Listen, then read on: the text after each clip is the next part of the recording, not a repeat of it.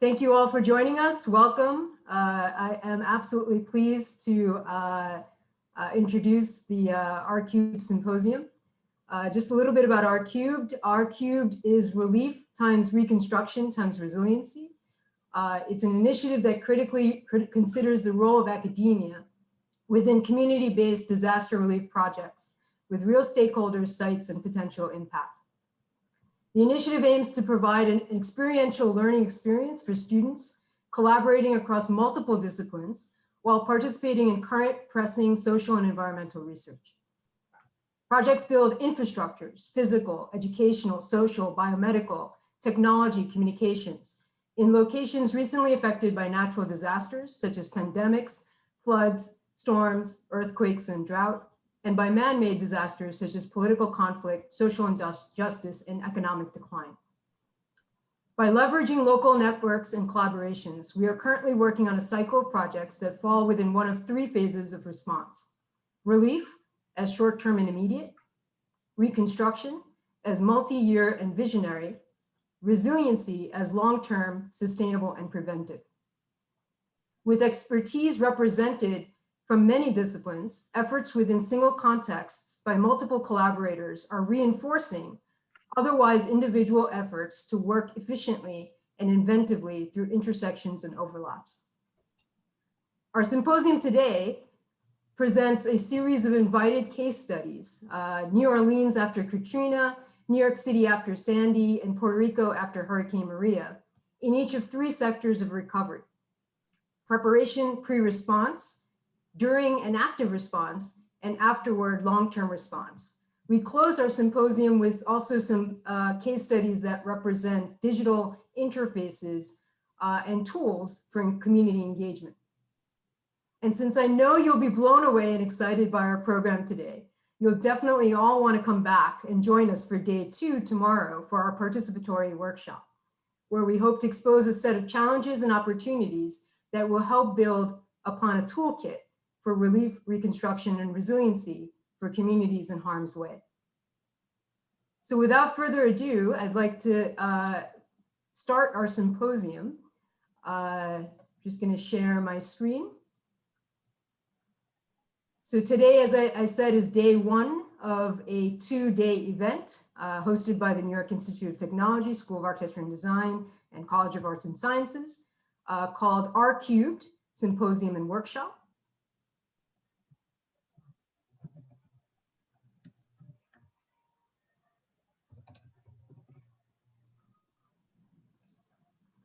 And we'll kick off our day today with session 1, representing disaster prep and pre-response, framing the issues. Each session will last about 50 minutes. We'll have a little break between sessions of our 4-hour day today. And each session will represent 3 presentations, each of 8 minutes each, and then followed by a 20-25 minute discussion moderated by invited guests. So without further ado, I'd like to introduce our first speaker. I'm very pleased to have Lori Schoeman here from Enterprise Community Partners. She's the National Director for Resilience and Disaster Recovery, and her presentation is titled Keep Safe Housing. So thank you, Lori, if you can share your screen and take it away. Thank you, Farzana. It is a pleasure and an honor to open up the symposium today with a message that I'd like to, okay, Farzana, just let me know if you have any problem seeing my screen. We can see your screen. If you can make it full screen, that would be great. Absolutely, let me just.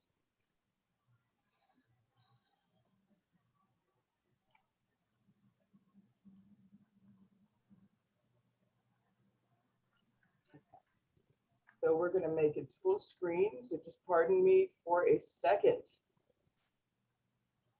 Okay. Okay, how's that, everyone? I think we still see your, there we go. You're all set. Go ahead. Excellent, thank you so much. Okay, let's begin.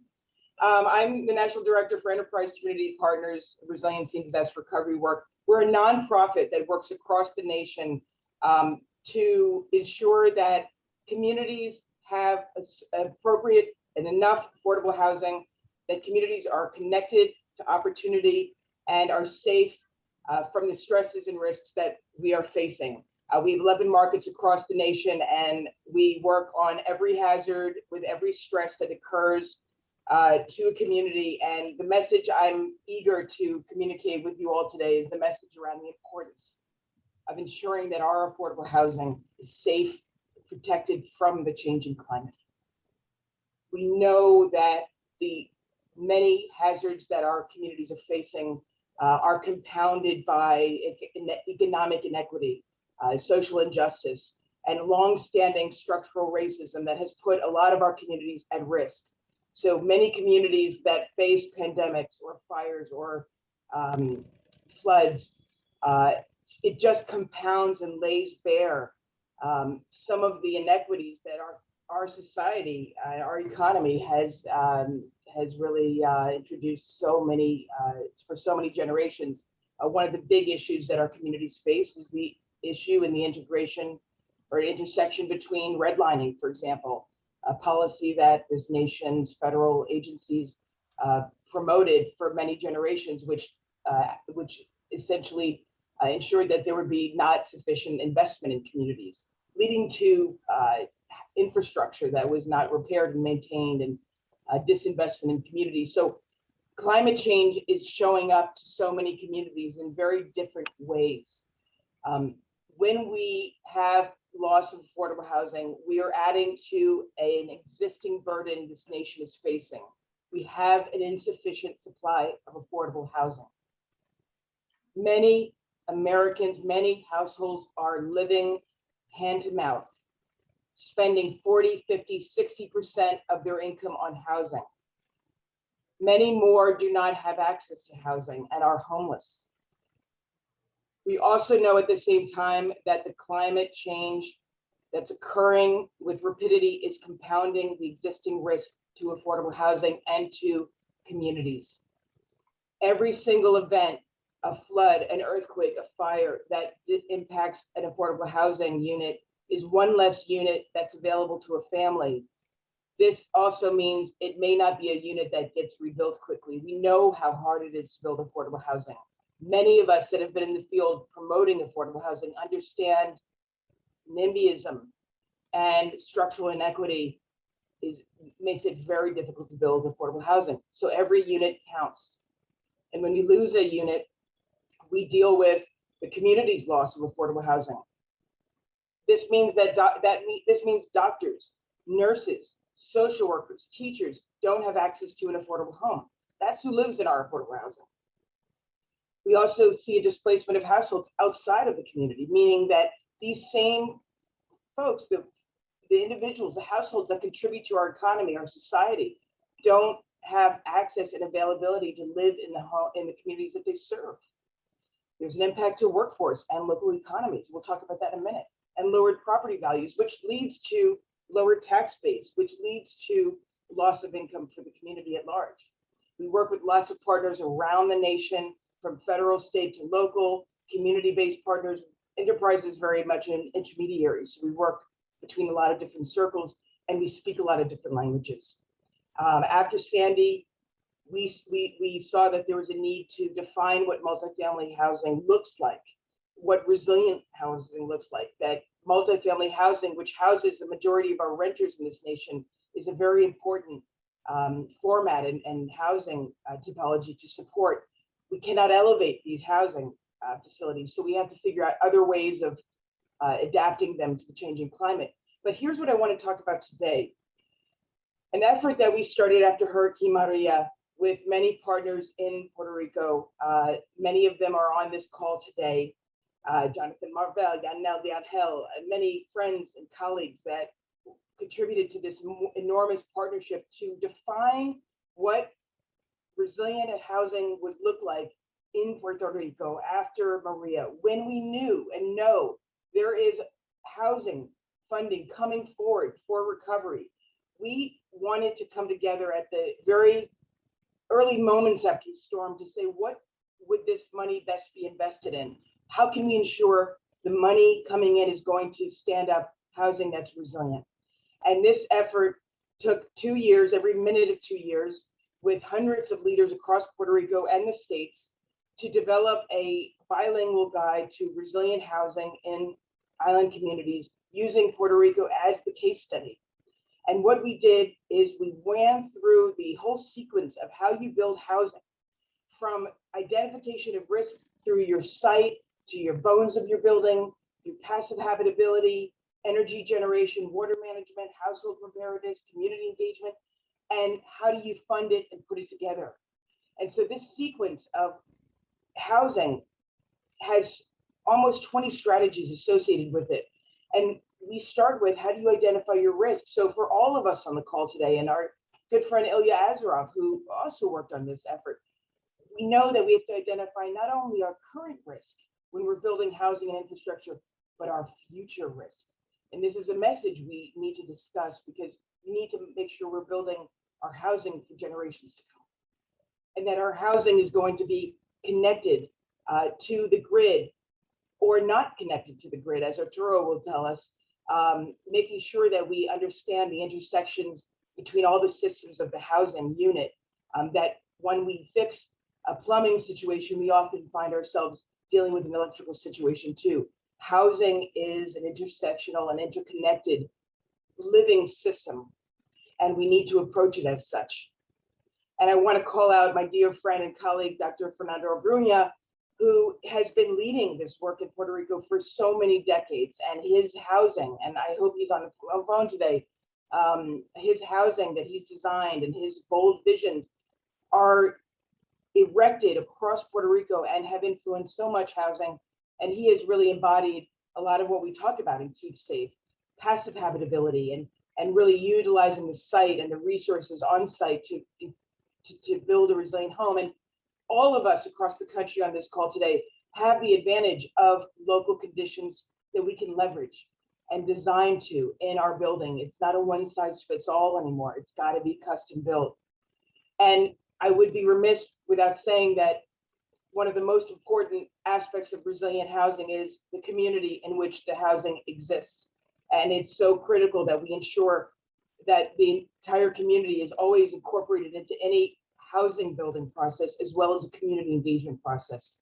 So I want to pay respect to my colleagues, Yanel Diangel and her initiative Resiliency, and our collaboration in Keep Safe led to development of a community resiliency center hub guide that now lets us understand how can we support a community resiliency hub as well as resilient housing.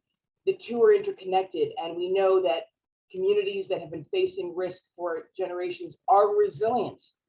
There is courage and strength and foresight and power in communities that have faced all of these risks. So let us respect this and honor this by building community centers to just ensure that that can continue and get supported. I will close with saying we haven't stopped in Puerto Rico. We're going forward and using the lessons learned in Puerto Rico and in the VI, and sharing this with our colleagues in Miami. We have launched a program, Keep Safe Miami, with many colleagues and leaders that contributed to the Keep Safe Puerto Rico guide. Ricardo Alvarez Diaz, if he's on the line today, a major contributor and partner on the Keep Safe effort. Well, Keep Safe Miami, we're now looking at how can we support affordable multifamily housing in Miami with the city. We've got tools we've developed to support this housing stock, funding that's getting deployed to support repairs and retrofit. And so I'll just leave you with this today. The legacy of COVID, if anything, has taught us that our houses are not only essential for us to be stable, connected to opportunity, and being able to survive and thrive in our communities, but our houses are also protecting us from health pandemic and a variety of hazards. So we must ensure that we double down on our investment in housing, and that all of our communities have a fair share and equitable access to affordable housing that's safe. Thank you so much.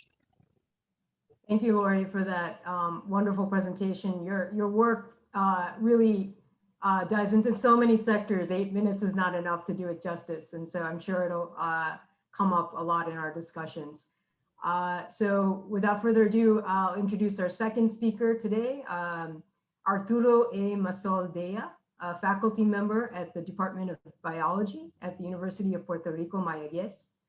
And his presentation is titled Building Strengths, Community, Self-Determination, and Climate Adaptation. Thank you, Arturo. Please go ahead. Yeah, thank you for the opportunity. I'm going to tell you about something that is going on in Puerto Rico with a community-driven initiative.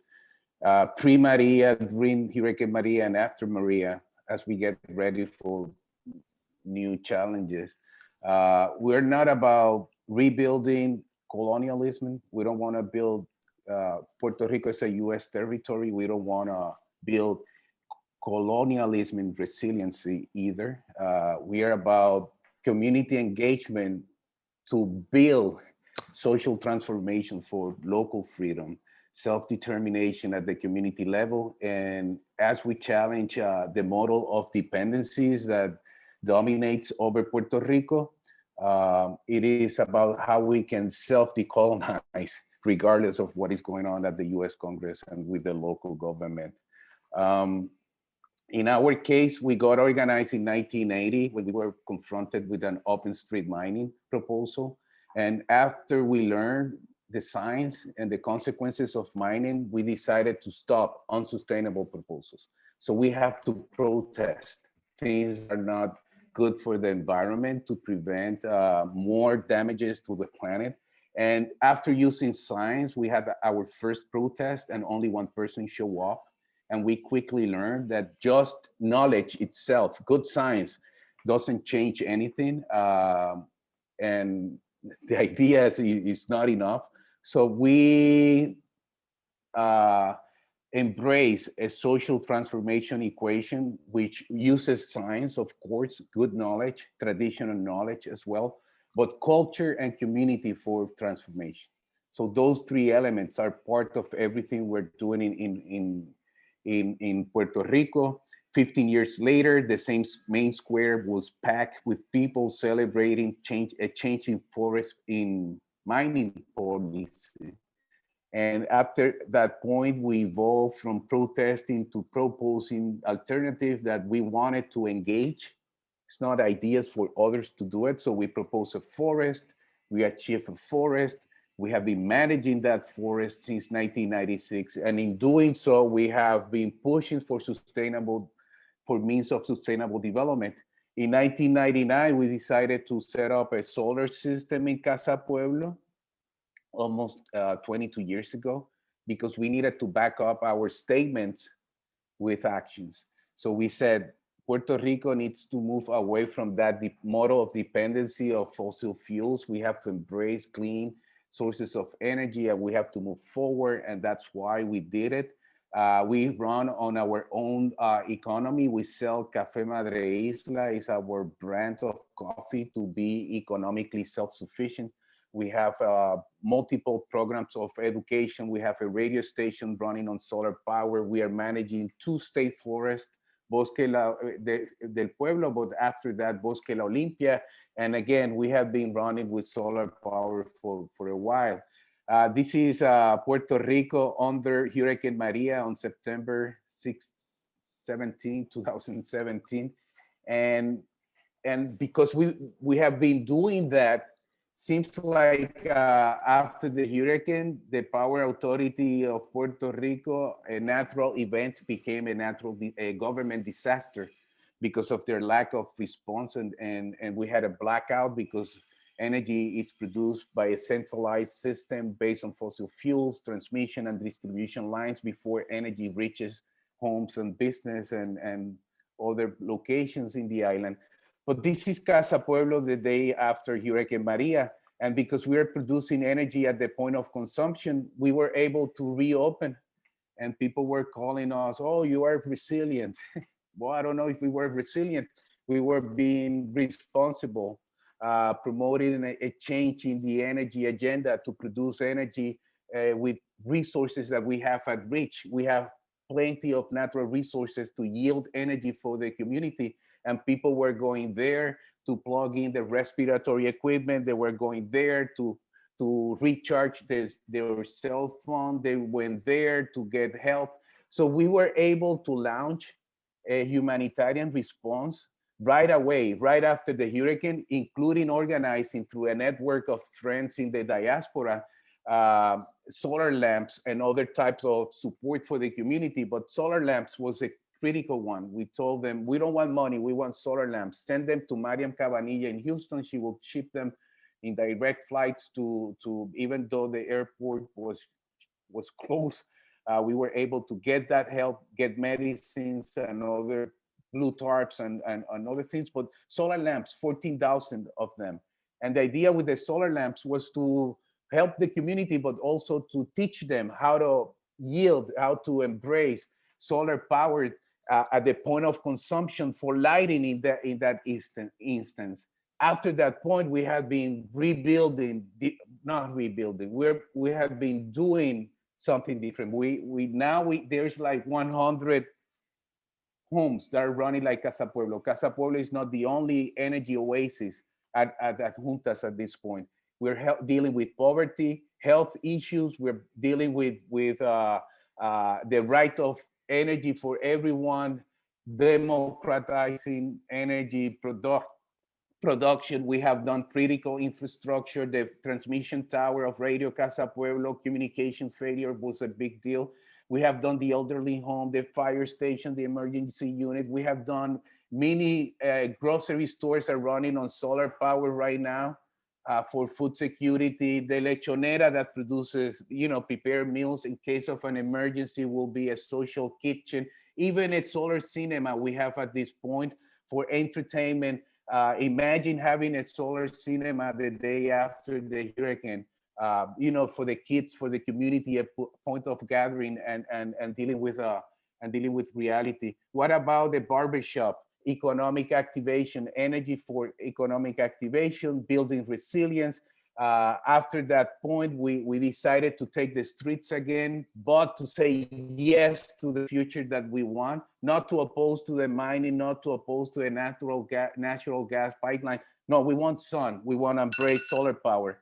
And that's Alex Honnold from the Honnold Foundation. We have been working with him. 2 years ago, we told the country that we wanted to power the downtown at Juntas, the businesses. We have organized the local business. We have solarized the roof of many of these businesses. And next week, we're going to plug in this business to the grid. Business are going to pay for the energy. The money will go for a social reinvestment fund to generate wealth from within the community to help low-income families. This is a footprint at downtown at Juntas, not only projects that have been driven by Casa Pueblo with the pink circles, but many independent projects people are doing, what we call the energy insurrection, a bottom-up process to transform our energy reality. In rural areas, the footprint is larger. What about confronting new challenges? Well, we have the earthquake challenge last year, and again, a power blackout because of the generation failure due to the earthquake, but none of our energy system failed. So we responded to Hurricane Maria. We built energy security, and after the new challenge of earthquake, we were ready. So we're promoting community strength, not just independent strength of families and houses. We need to build across the community for the intersection of businesses, food security, entertainment, communication, homes, and so on. So with that, I think I'm ready to stop and thank you for your attention. Thank you, Arturo. I had the pleasure of visiting Casa Pueblo on my last trip to Puerto Rico, and it's incredible the work you're doing, and I highly recommend others to visit and support your work. So thank you for joining us today. Our next presenter is Anne Joachim, Director at the Albert and Tina Small Center for Collaborative Design at the Tulane University School of Architecture. Her presentation is titled Building Capacity and Coalitions Through Engaged Design. So thank you, Anne, for joining us. If you could please share your screen.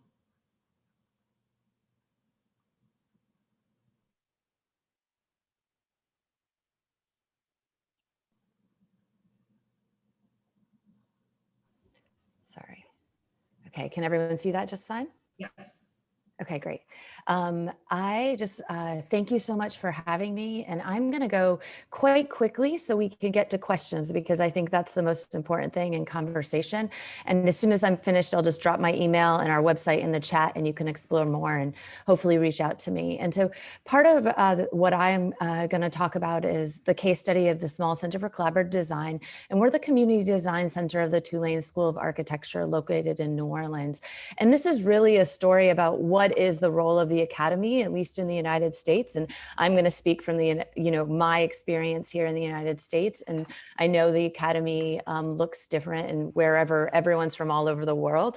But here in the United States, often after disasters, the academy gets involved, and there's often a lot of drop in, kind of fly in for research and exploration and case studies and studios that often are for the benefit of students, but sometimes don't support the community. And this is hopefully an alternative case study.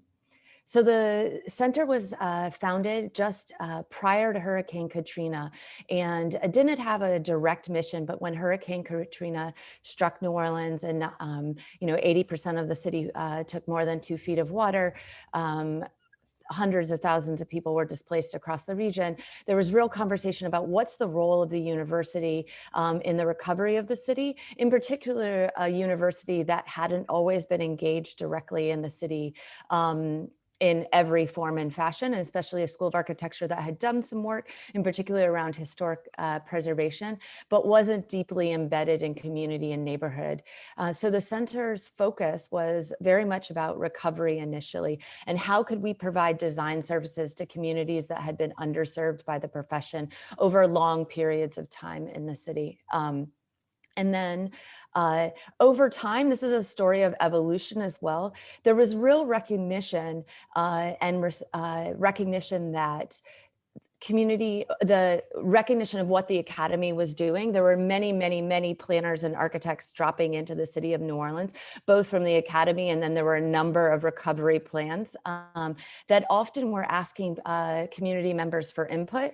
Many of us who were on staff at the center spent hours and hours at community meetings, but didn't see the results. And so it was very clear from early on that we wanted our projects to be tangible. And so tangible and touchable and very quick in many ways. So the majority of our projects last 6 months to a year, and they're embedded in the communities across the city.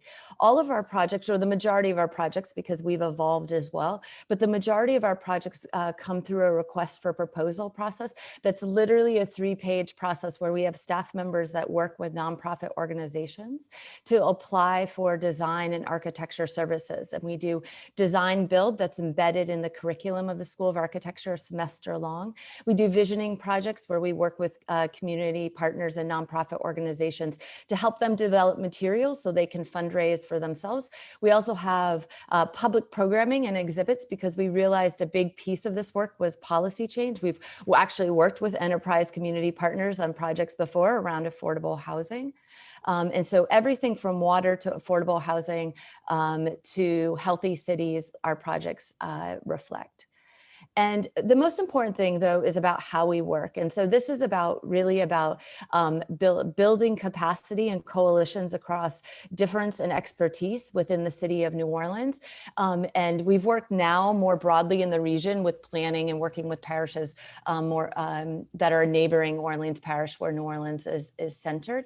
And again, it's an evolution. So the initial projects were we often saw that initial projects were connected one or two people from the center itself, and the request for proposal process now reaches over 1,500 to 2,000 nonprofit partners across the city. So we very much expanded our reach and expanded who has access to services.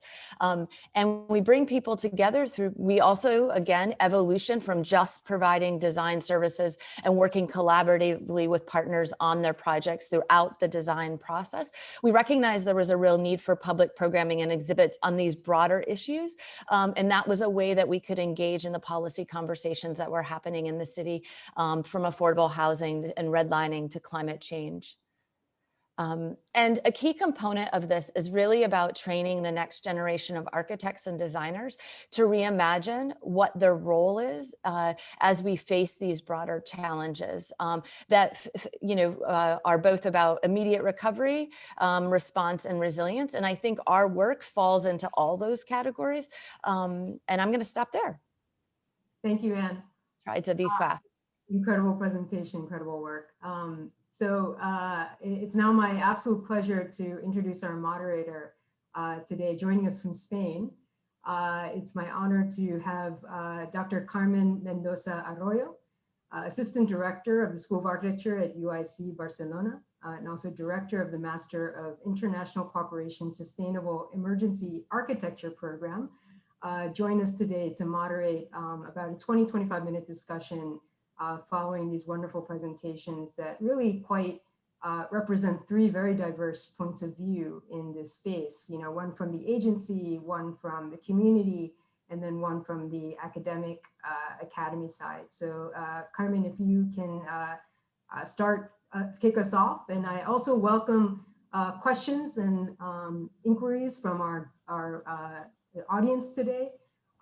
If you'd like, you can please type in your question in the chat, and we'll be sure to ask Carmen to address those. Thank you, Carmen. Thanks so much. I want to thank you, Farzana and Robert, for this wonderful event and the session, and it's an honor to moderate such great presentations. Thanks to all three of you. I think that it's important to say that disaster resilience just recently faced the challenge of bridging risk reduction practices with long-term sustainable development patterns, integrating communities and multi-risk assessment within holistic strategies for risk mitigation. And as we've seen through all three presentations, communities have critical roles to play within post-disaster repair. These include, but are obviously not limited to, contributing to more inclusive and just cities by challenging and offering alternatives to dominant vested interests, and also enhancing resilience of individuals, groups, and neighborhoods through learning, redundancy, self-reliance, and increasing adaptive capacities, which is always amazing when you work in this field. And I think that all three presentations have addressed in a way this change and of how to address prevention and how to communicate better ways of repair, understanding repair, that we're repairing livelihoods and not just structures and architectural structures and elements. I think this is something very important that all three projects show. No?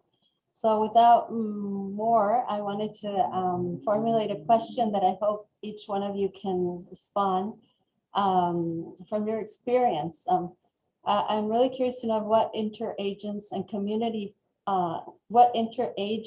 and community processes have proven most successful in when you're coordinating management and design strategies in post-disaster repair. Like I said before, understanding that we're repairing livelihoods and not only physical architectural structures, and how can these drivers of success in these reconstruction efforts be leveraged as reproducible risk reduction elements, which have been this connection processes that has been more relevant in your experience of each one of you. I don't know if Lori wants to start. Carmen, that's a good question. I think we need another conference to answer that. I want to mention, I want to pay great respect to Arturo and my colleague Ann for the work you do in the field. I mean, it's really difficult to repair houses and communities after an event. because frequently there's just not enough money. The funding that's allocated from the federal government in the states, and you know, it's allocated and then it doesn't come on to the ground, you know, in any reasonable time after the event, in large part because of the fact that we have not as a nation recognized that we have a permanent problem, which is our communities are going to be facing climate risk till the end of time. And we have to have an agency that recognizes that this is the case and puts into place permanent supports for post-disaster recovery. Now, what do I mean by this? A lot of the funding coming in from the federal government after a disaster, the large amount of it comes in from HUD, and it comes in the form of CDBG-DR. Well, that's not a permanent program. It's not permanently authorized yet. And Enterprise, and my colleague Marion McFadden has been really pushing to make it a permanently authorized program. Why does it need to be permanently authorized? If it's permanently authorized, that means that there will be staff dedicated to making sure that the money goes out, that the best practices are highlighted, that there's capacity. The time to start preparing for a disaster is before the event. And so I've seen some really great stuff happening. I want to call out to my colleagues in the USVI. They are creating, this would be my best practice, Carmen. They are creating a community-led, community-driven mitigation plan. They received some support from FEMA to create the first participatory community-driven plan that is headed up by the University of Virgin Islands. My colleagues Kim Waddell and Greg Guanell are leading this. And this is, to me, a wonderful example that should be scaled around the country to show community-led mitigation planning. Because if we have a mapped out assessment and mitigation plan before the event, it's going to be a lot easier to deploy funding to fix the right things after the event. Thank you. Thank you very much. Arturo or Anne, any interagency community process that you think has been very successful for strategies? I know your Casa Pueblo, Arturo, has been successful for many of this, as you've shown, no? But how do you? Well, in Casa Pueblo, we got a visit from the FEMA official like a month after the hurricane, when they set up an office in front of Casa Pueblo. They got there really late.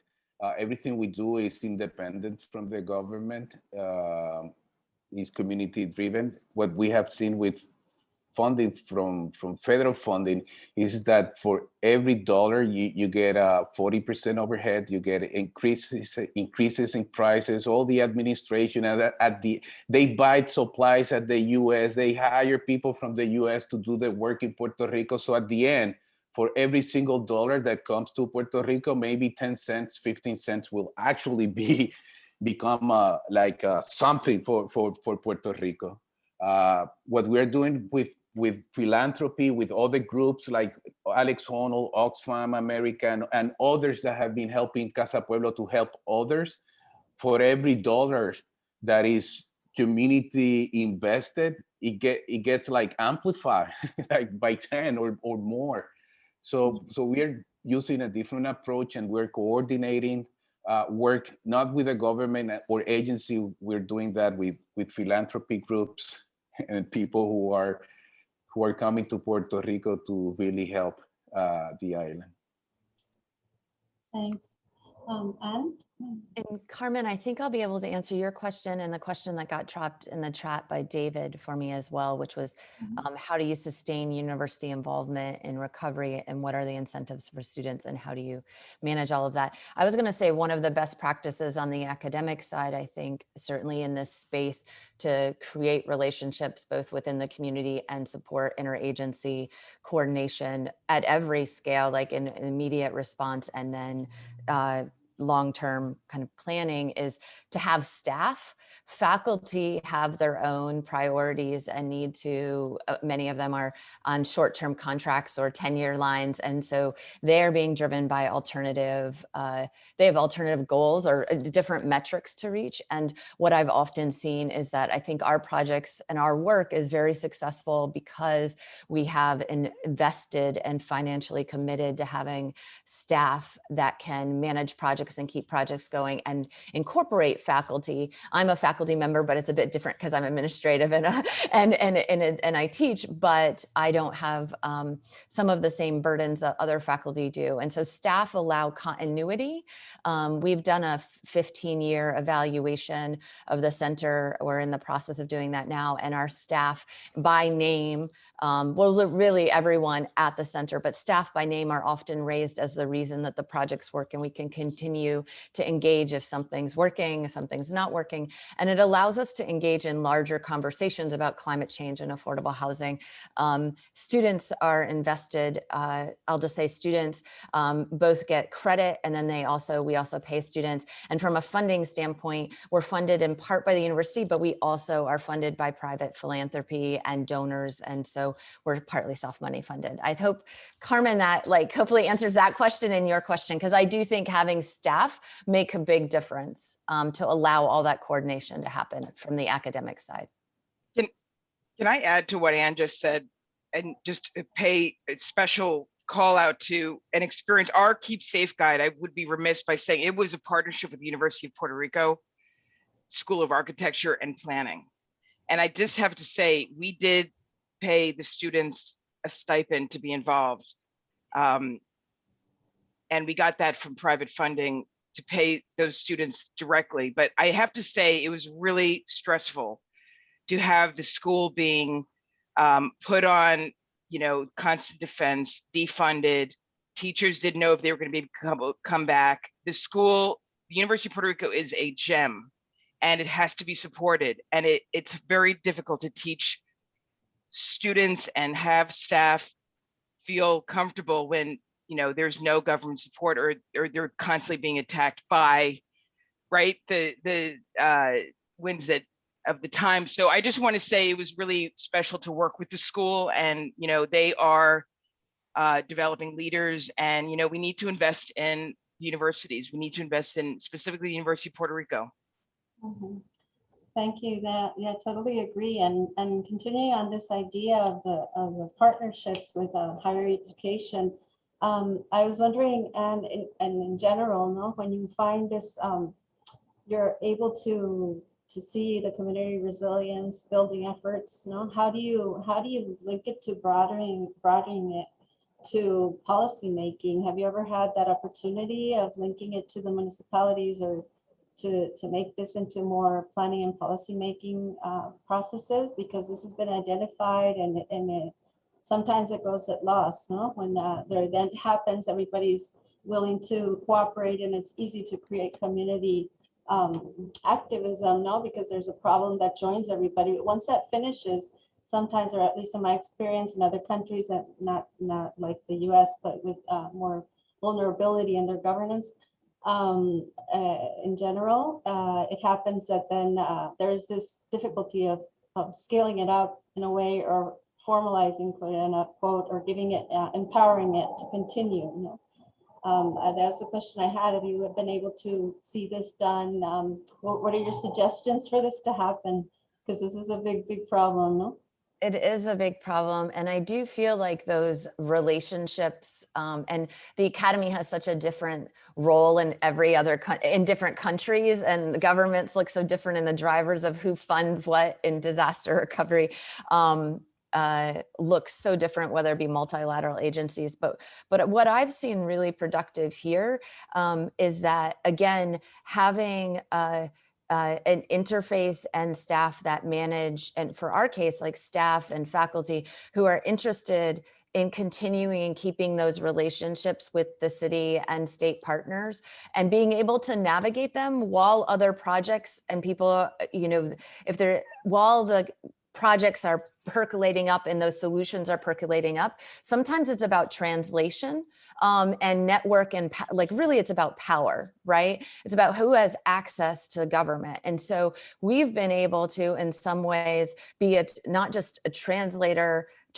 for, I'm not saying a translator for community, which is how we often say it, but it's actually a translator for government to say, like, here's a solution, here's a, here's a success story. How can we transfer power? And I really feel like a lot of our work is about like getting at the long-standing inequity and the long-standing power dynamics that exist. And so that's an example. I was also a part of a project where philanthropy funded a community-driven resilience project that then informed state long-term planning and then informed like HUD planning over in the post-Katrina Gustav Ike era. And I've seen that happen. It's again, though, the academy played an important role of continuing to like transfer power and be a communicator and networker.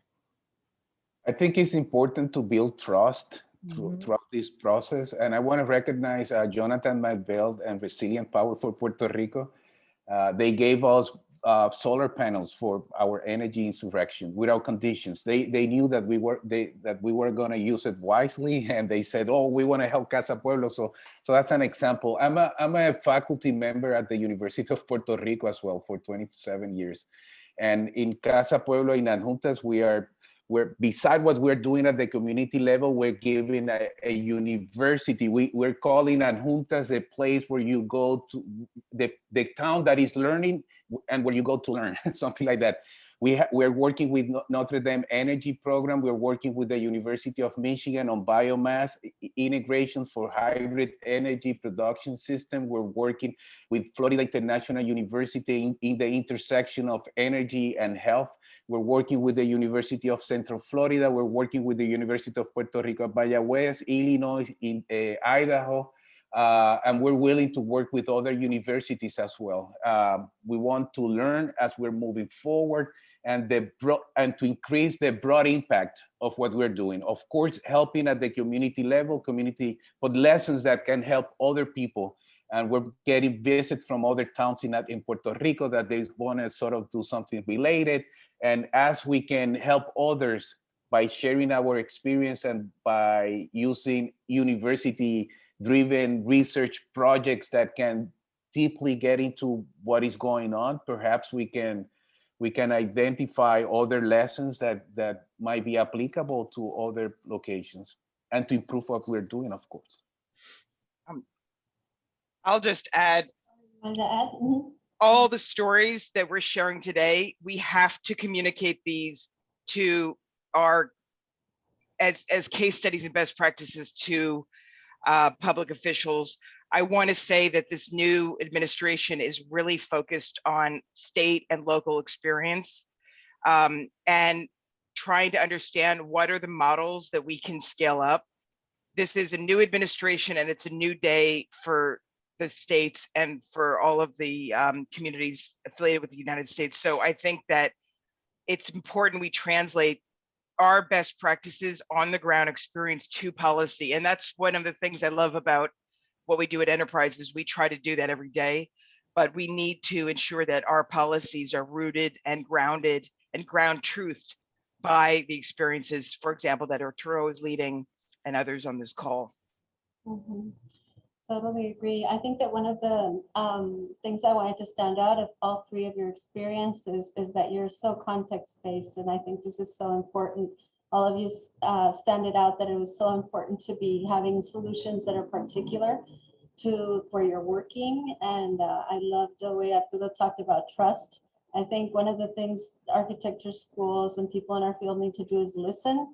I think this is very, very important because when we get to a site and we come with a lot of ideas and want to help, but I think we have to stop and listen first and understand and read the context. No, we've always questioned, and I also work in projects and recovery, and we've always questioned who should facilitate the process. No, because do we really need the institutions, the regulatory bodies to take the enabling or guiding role? This is a question I make myself too, because sometimes when we leave, what happens? No, so I think it's very important to to also have a strategy of continuation and identifying who are the people that are there that have been active and that can continue and be motors of these transformations. No, I think I wanted to know what you thought about this. Who should facilitate the process?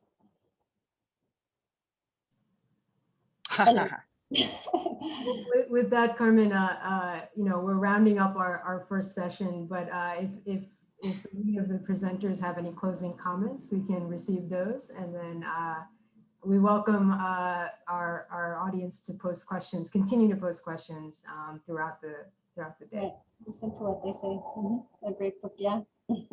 So Lori, Arturo, and any closing thoughts? So I am not an architect. I'm a lone wolf in this group. I'm an urban planner. I'm a community planner. And hats off to my alma mater, Hunter School at CUNY. I want to invoke, and through our Keep Safe effort, I was facilitating this as a planner with my lens, but to me, this never can be done with a top-down approach.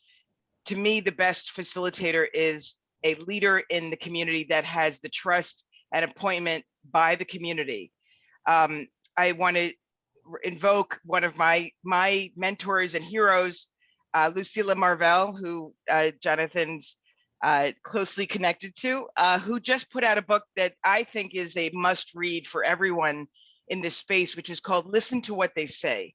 And this is, to me, sums up exactly what we need to be doing when we're thinking about leading efforts. Listen to What They Say by Lucila Marvell. I couldn't have said it better than her. Thank you.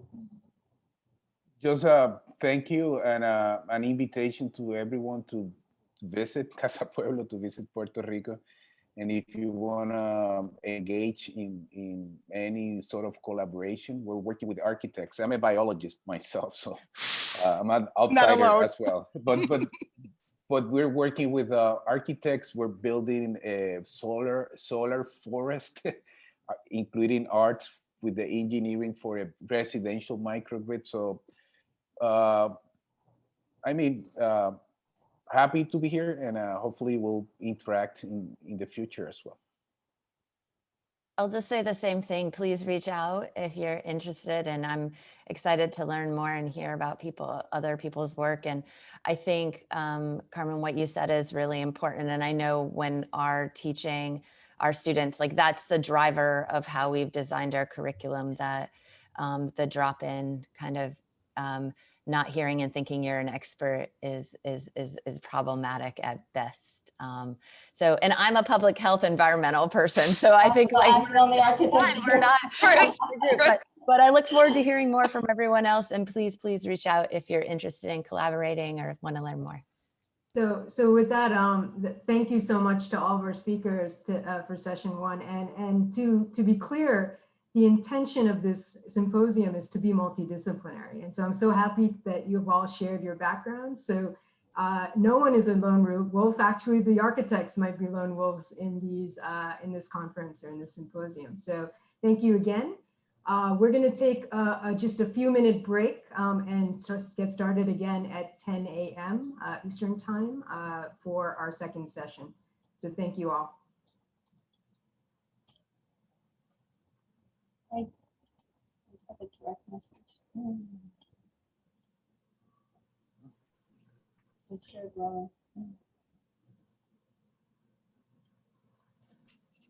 Thanks, guys. That was great. Thank you. That was wonderful. Hey, Jonathan. Hey, Ilya. I just want to say hi to them before we. Hi, Lori. Hey, Lori, what's going on? Hey, guys. Good to see you both. Yeah, good to see you too. Lots happening, huh? Lori, you're really are making it hard for me to speak, as I was crying as you were giving it. Why? Yeah. Why? I just invoking the listen to what they say was a very powerful message. Thank you. I love that book. Your mother is the greatest. She's the absolute she's best. cool. She's very cool. So Yeah. I'll tell her that Please. she's going to see a run on the copies of her book. Well, I'm gonna make sure we buy 1,000 copies. So when we get back, and she has to digitize it, you know. Right. Anyway, Anyway, thank you. Good morning, Ilya. Nice to see you. Great to see you too, Jonathan. How you been? Good. Good. thank you, Farzana. Thank you, Jim, Carmen, everyone. It was really a pleasure. Robert, we're just so thankful for you including us. Thank you very much. Absolutely. Thank you. Looking all. forward to the rest. Good luck in Miami, Lori. That's a city that needs help. Oh yeah. Yeah. Oh yeah. We got to catch up. Okay. Okay.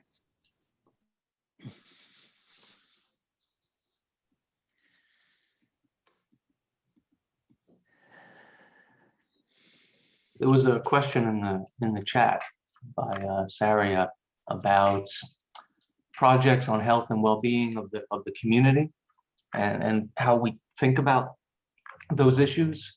And that would certainly be one of the objects of our conversation tomorrow at the workshop. How might we consider and think about communities and community action as part of a response for people to communicate with each other, both on levels of interaction within communities, media communities just around themselves, and how we can better serve our communities in relationship to not just the disaster event, but those things that happen right after. So I hope post those kinds of questions in the chat, because we'll be using them as part of our conversation, not only today, but tomorrow. So with that, I think it's now 10 o'clock. So we're into now our second session, which is during an active response and experience on the front. And our first speaker is Jonathan Marvel, and he's the founding principal of Marvel Architects, and he'll be talking about multidisciplinary recovery strategies in Puerto Rico. So with that, Jonathan, I'll leave it to you. Thank you. Thank you very much, Robert, for that introduction. And I'm happy to share my screen with all of you.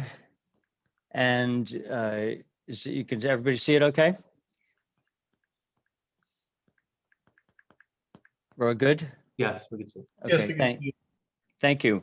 I'm going to be talking about the long-term issues and how to get there. I want to say that I wear many hats, but the primary hat is really a part of the community of Puerto Rico, where I was born and raised, and where Marvel has an architecture, urban design, and planning landscape practice. The effort to do what we're doing is we're doing it from a position of long-term commitment to the island of Puerto Rico, and I'm happy to be able to represent a group of people, Resilient Power Puerto Rico, Christina Roig, who co-founded it, and Jose Juan Terraza, and a couple of other not-for-profits that I'll talk about. But our commitment is to create an island-wide renewable energy system. And so for the past 3 years, we've been working in every municipality to make sure that there's a solar hub as an example for those communities.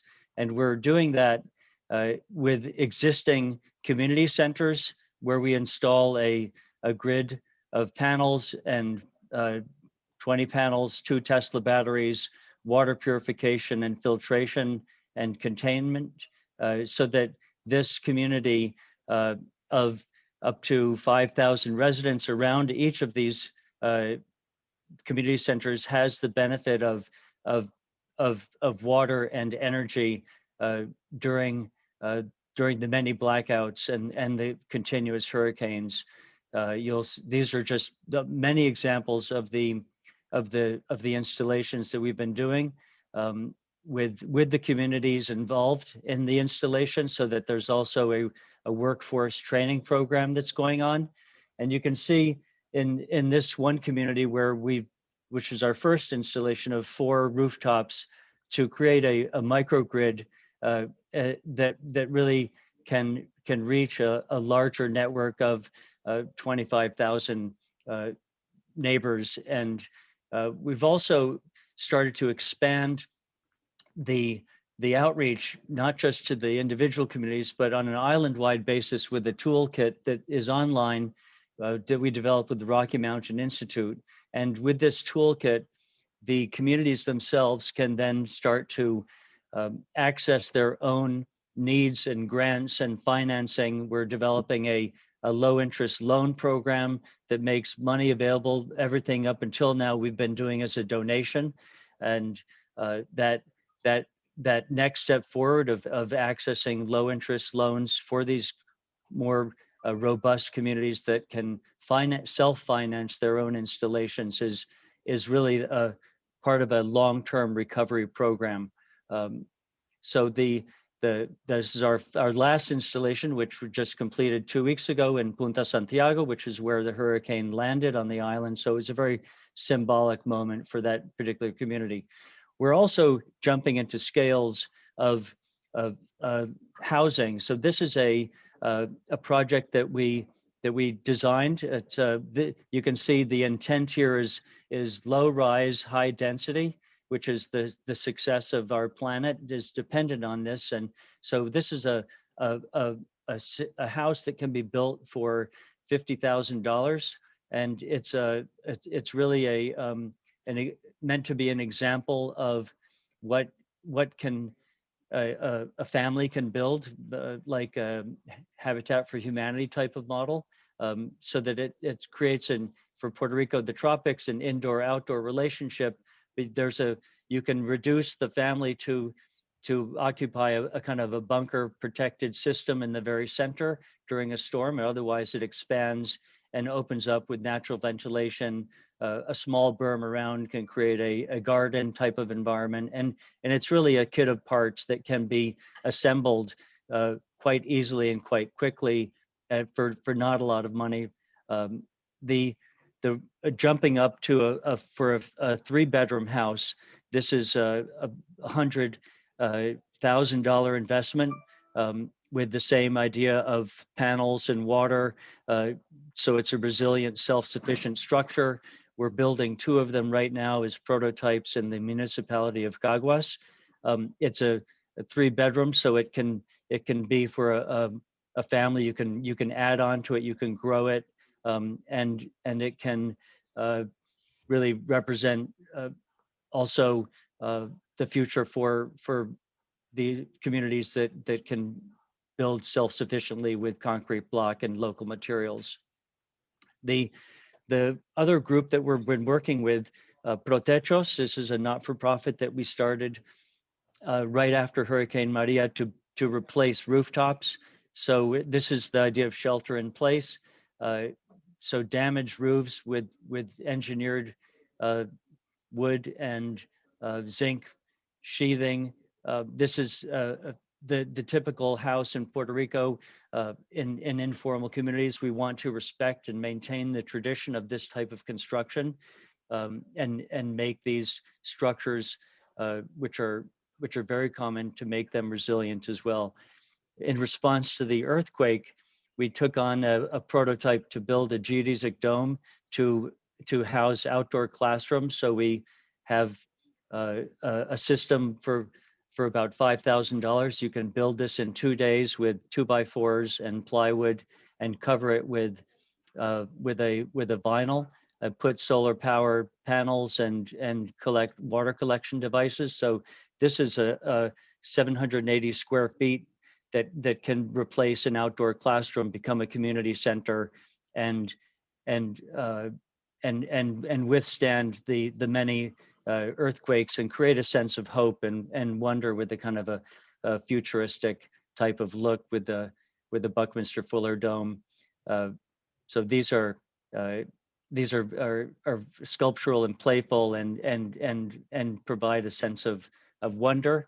The stepping up to this larger scale, this is a project that we're teaming up with WSP Engineers, a global engineering company, to use the deep water energy systems off the shore of Yabucoa in Puerto Rico, where we can produce large scale bulk energy and refrigeration from the deep cold temperatures offshore, a kilometer offshore.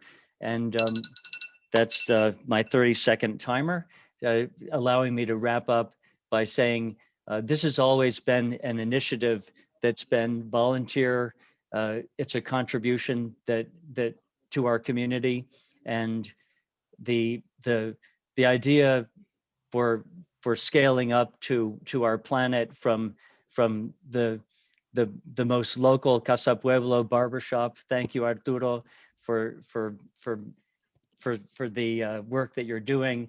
But the humanity needs to have this sense of pervasive altruism, and besides the obvious sheltering in place. But we need to generate a collective sense of saving our planet and building this high density but low scale systems throughout the planet to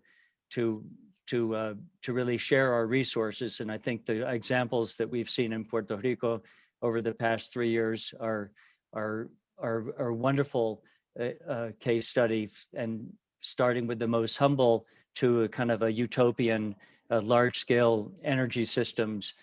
Puerto Rico can, if you can do it in Puerto Rico, you can do it anywhere in the world. And so we're very happy to talk about this at the panel. Thank you.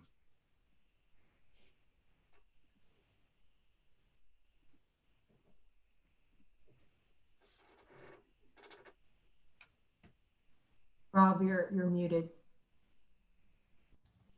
I'm muted, sorry.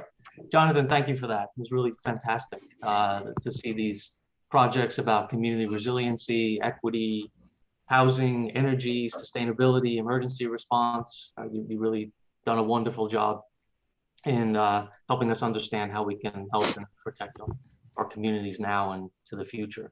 So next we have Ron Snyder. He's a technical system architect at Cisco and their tactical operations unit. And his lecture is entitled, or his talk is entitled, Crisis Response Communications. So I'll let you share your screen, Ron. Thanks. Thank you.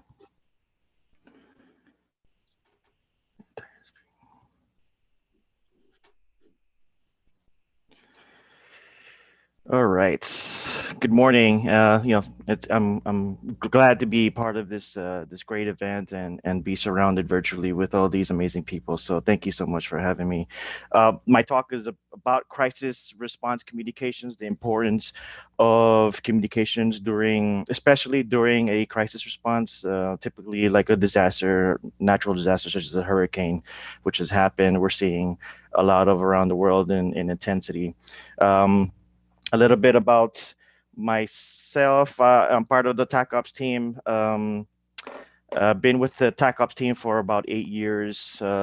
Been deployed to Puerto Rico, to the Bahamas, to the Philippines, all after major hurricanes and typhoons.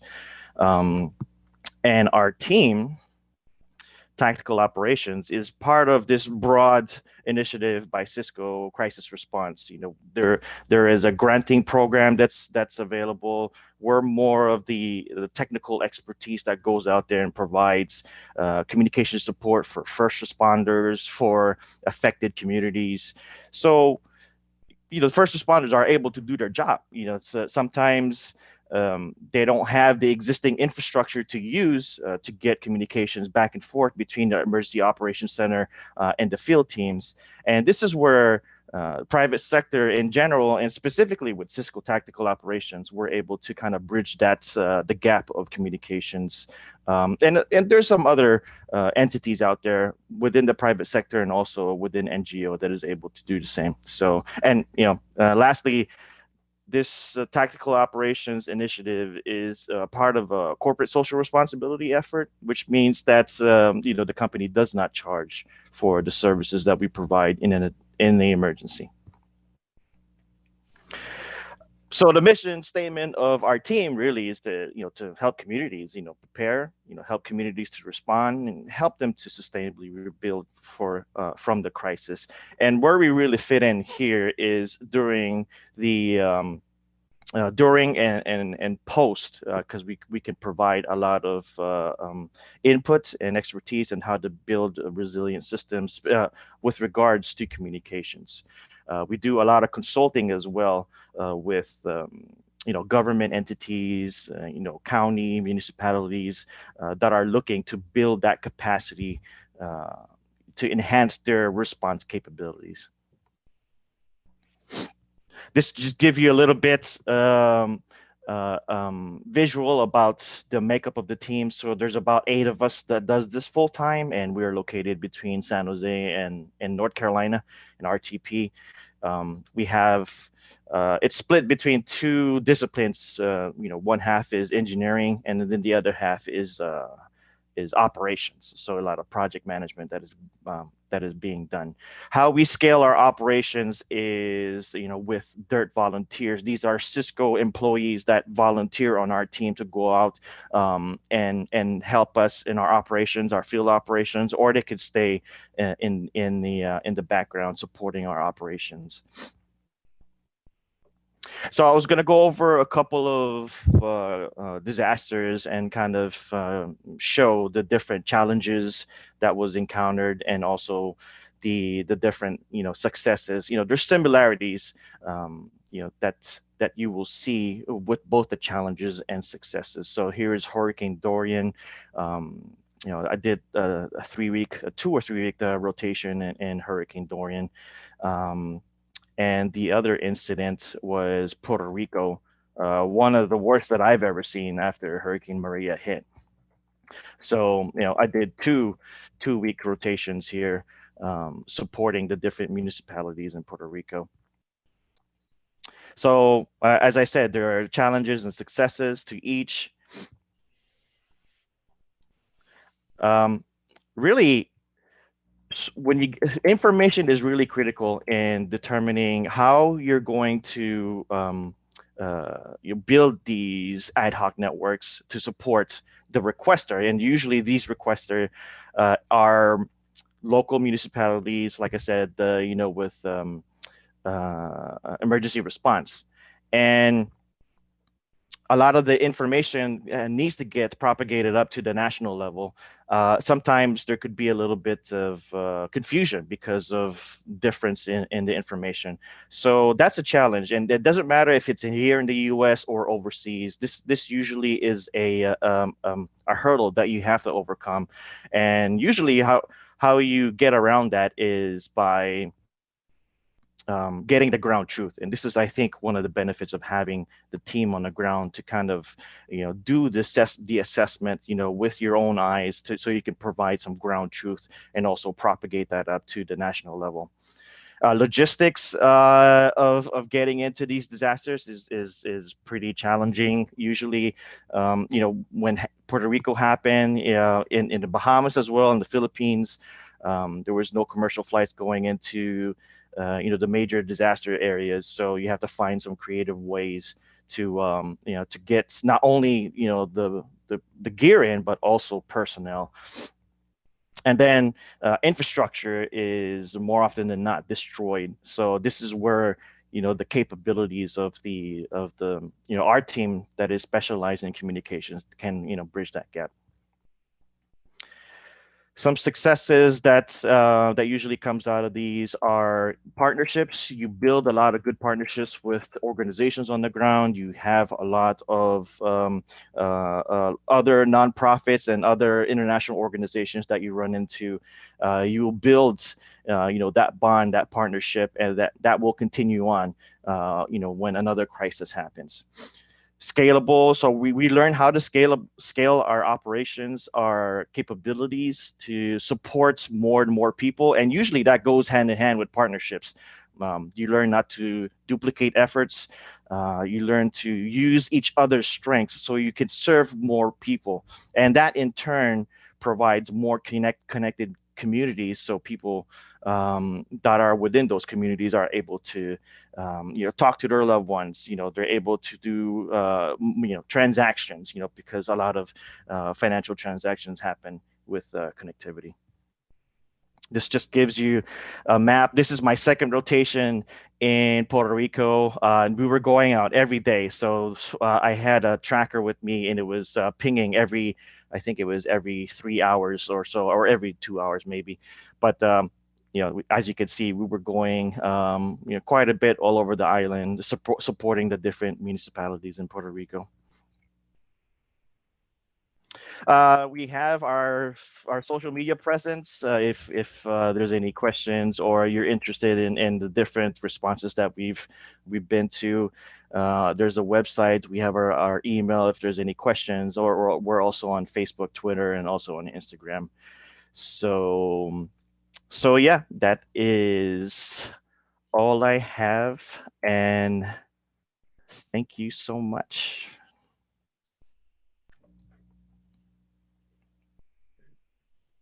Thank you, Ron. Appreciate that conversation, and it reminds us very much that infrastructure is not just roads and bridges, but it's communications, communication capacity, interconnectivity, and of course the importance of information, first and foremost. So next we'll have Jose Sanchez, who is an engineer and co-founder and president of Voluntario de Ingenieros y Profesionales de Puerto Rico. Hope I used my Spanish as best I could. And he's a senior project engineer at Tipping Stone and he'll be presenting this with Gentilly de Angel, who is principal at Perkins and Will, and has done many projects in Puerto Rico related to exactly what we're talking about here. And their lecture or conference information will be titled Earthquake Response and ATC 20 Implementation After the 6.4 Magnitude Earthquake in Puerto Rico. So I'll let both of you take it from here. Thanks. Great. Let me share my screen. Well, Jose shares his screen to be cognizant of time. That was excellent Spanish. Well done. It's a privilege for me and Jose to be sharing this panel with everyone and seeing the work that it's done. And Ron spoke about partnerships.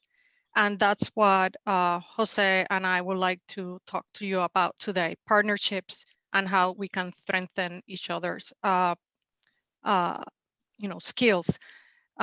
My organization that I co-founded, Resiliency Puerto Rico, and Jose's organization that he co-founded, Voluntariado, actually met right after the hurricane because we were trying to do kind of the same thing. And they were able to mobilize very quickly, and you're going to hear that story. And then at the end, I will wrap it up with some current projects and examples that we leverage after this effort.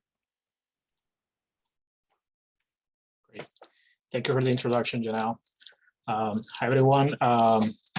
I would like to start talking. This is an earthquake.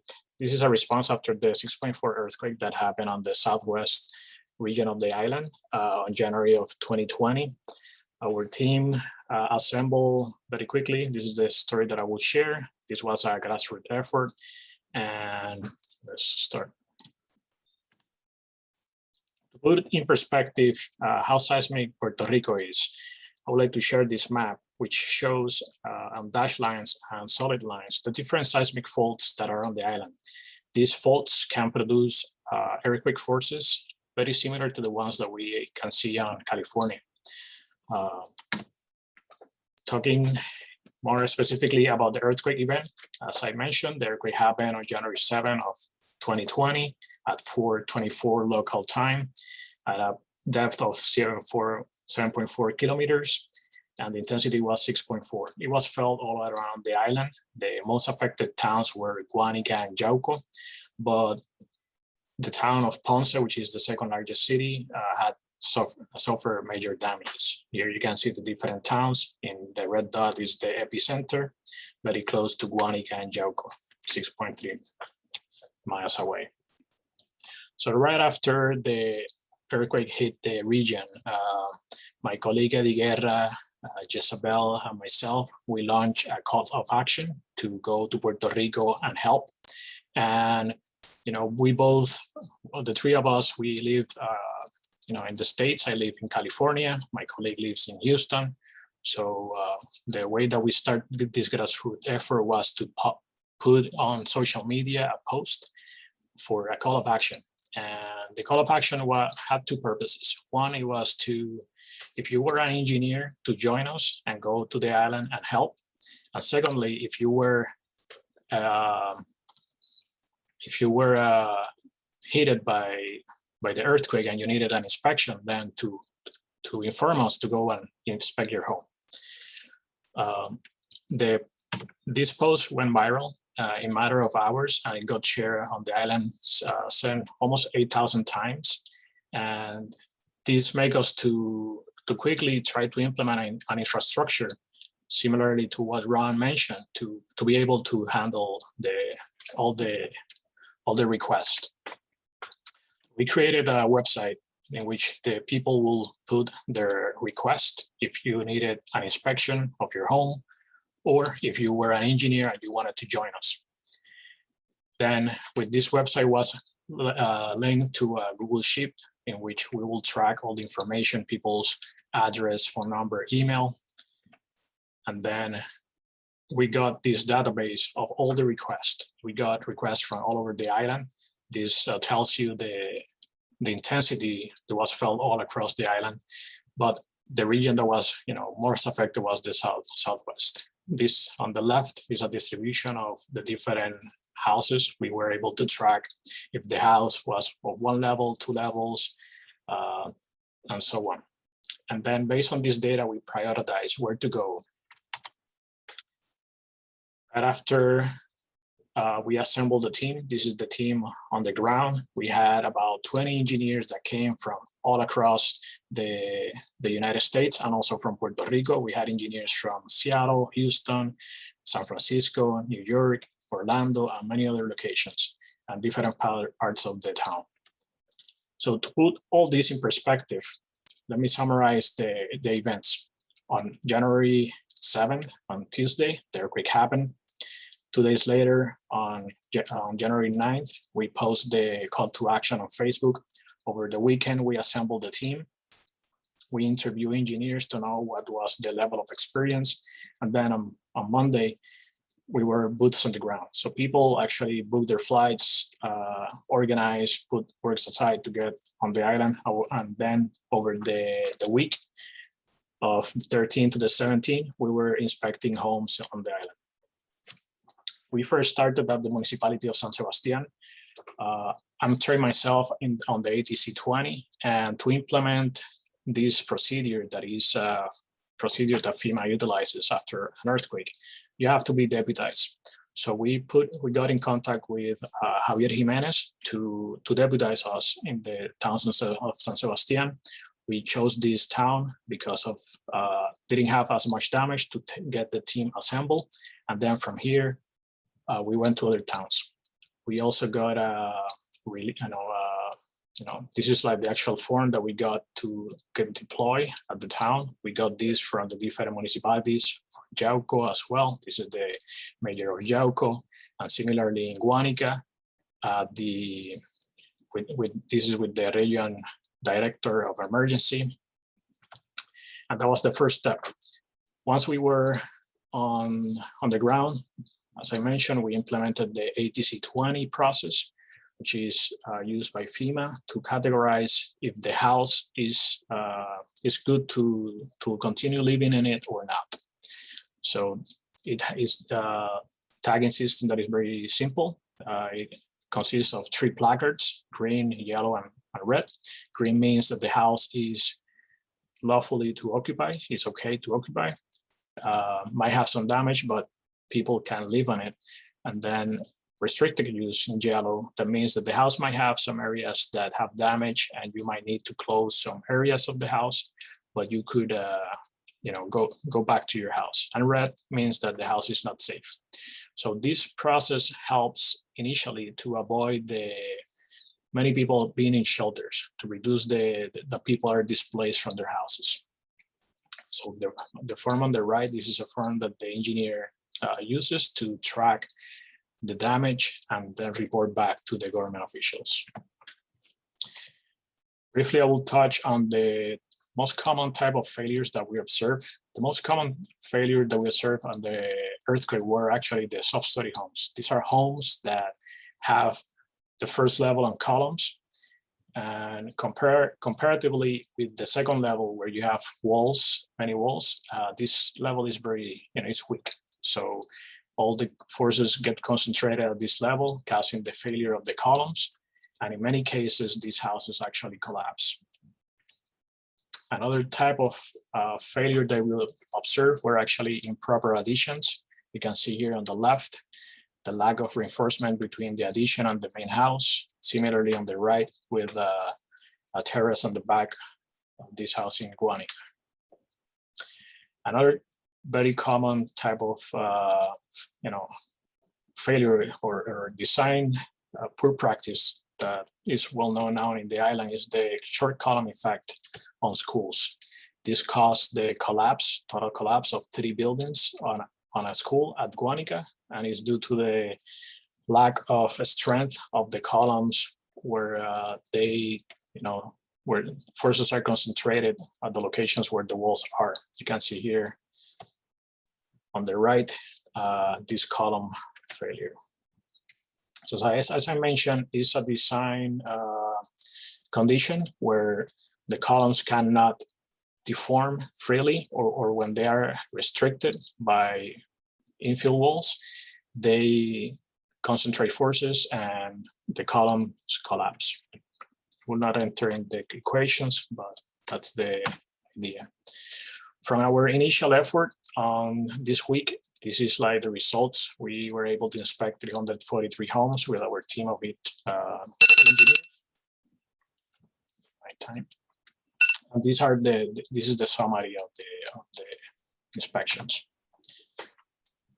Thank you, Jose. And as we were getting ready to deploy a second wave right before COVID, Ilya, who's here on the call, helped me understand what I could do in Boston to train people here. And we trained a group. We couldn't deploy, but then with Voluntariado, we switched to online inspections. This is some information on resiliency. If you like to know more about our projects, you can go to our website. If you go to the next slide, Jose, I will quickly just share with you how we were inspired by this need and call to action. And Voluntariado and Resiliency have taken several projects together. I'm just showing 3. We helped the Guanica municipality envision this idea of a community resilience center that works year round, but in time of emergency, it actually transformed into a shelter. You see, you can see it here in those different modalities. That is actually identified for 3 different sites. Next, also in the Guanica municipality, a decommissioned school by the community of Arenas was obtained from the municipality, and we are helping them transform it into a resilient emergency center. And then lastly, Jose touched on the impact that also the city of Ponce had, and this is a historic building hospital that we are helping One Stop Center understand how to strengthen, and through our technical advice, they have been able to secure $8.5 million to make this project a reality. Thank you. And then Jose, you have some wrap up. Yes, thank you, Janelle. So yeah, some lessons learned that we had is actually the role of social media and how powerful it can be to respond to these events. And then another thing was when we were actually talking and inspecting people's homes, like the pictures on the right, the empathy of the engineer or design professional is very important. After a week, these people, you're probably the first person that they're talking, and then they want answers from you. So it's very important to have empathy, and a lot of our time actually was spent talking with the people and trying to calming them. So in the future, I will definitely try to connect with social workers or other professionals to help on that first time. Then the role that nonprofits and community leaders is actually great. We had community leaders joining on the initial week and then in the following weeks, and they play a big role. And yeah, those are my closing thoughts. Thank you very much.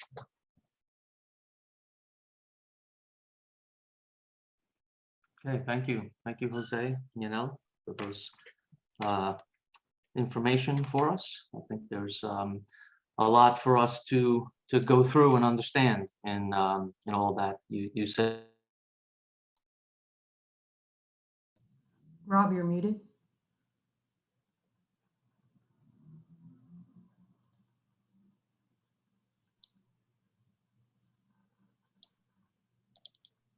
Sorry about that. Thought I was going back here. Okay. Sorry, Jose, thank you for that presentation, and appreciate very much how quickly you were able to put together a team and make a response to community, and that word empathy that you talked about in the end, I think is critical for us to understand and how we act and respond to these ongoing conditions in communities. So with that, we will introduce our moderator, Ilya Azarov. He's an associate professor at City College, founding principal of Plus Lab in Brooklyn, a neighbor of mine, and he's also currently president of AIA New York. And Ilya has lots of experience in all these matters, and in fact, Farzana and I went through a training program with him for a safety assessment program, so we know all about the ACT 20, and appreciate Ilya for all that he does. So we'll let you take it from here, and hopefully we'll have some good questions. And of course, from the audience, be sure to add in your comments into the chat for us to bring into service here as questions. Thanks. So Ilya, I'll let you take it from here. Thanks, Rob, and thanks, Farzana, for having me join in. Great to see a lot of friends and colleagues on this chat. And we've uncovered a lot of things so far. So we're going to dive into a couple of quick questions. One is this idea of call to arms. And I really want to understand, Ron, could you kick us off with, so why does the private sector need to be involved in crisis response? I mean, we really need to understand that. And then I want to take this into the next step, which is long-term and funding. But go ahead, Ron. Yeah, great question. The public sector and in particular the tech sector has a lot of resources at their disposal. So a lot of that is already being given during disasters, like monetarily. That helps tremendously with different projects, with different response efforts. But I think most often overlooked is the expertise that is needed. The expertise that is needed for rebuilding communications, the expertise for rebuilding power infrastructure, expertise in medical, transportation.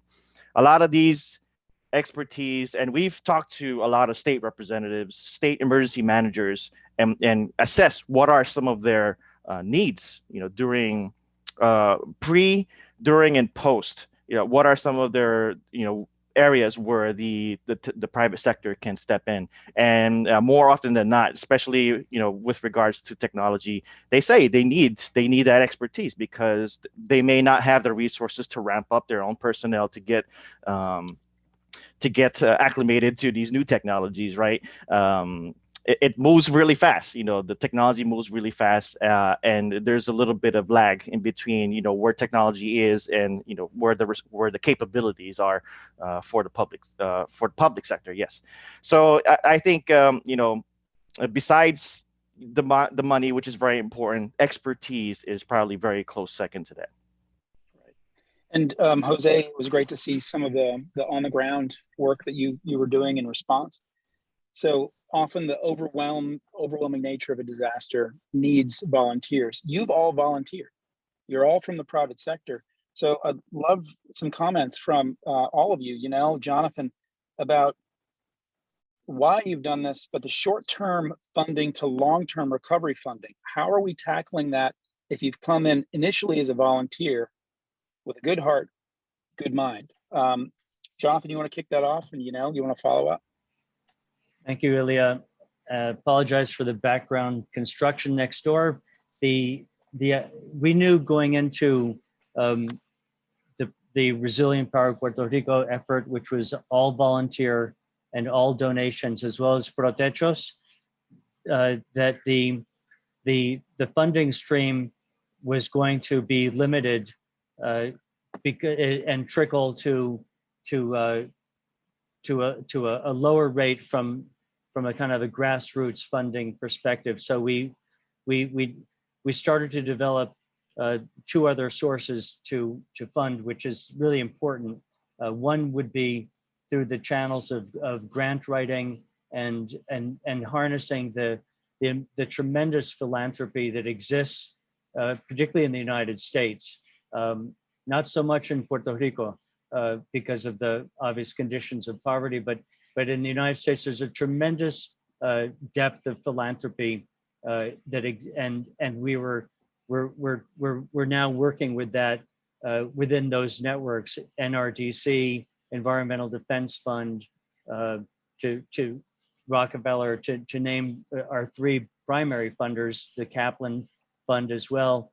But the other avenue, which is for the microgrid systems, is to really get the communities to create a robust capacity within their leadership to self-finance. And we're exploring this with the Rocky Mountain Institute. It's a very delicate effort because you don't want to burden the informal communities with a $25,000, $30,000 loan, although that will pay itself off over time.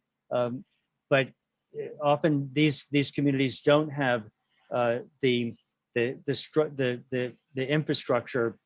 They're often not paying for their power, and so this is the hurdle that we're trying to accomplish right now. So it's a lot of social planning and community outreach is involved. It's very delicate because people everybody has a loan for their automobile in Puerto Rico because the system is in place to allow for that in many ways, insurance and personal loans, but nobody has a mortgage on their home.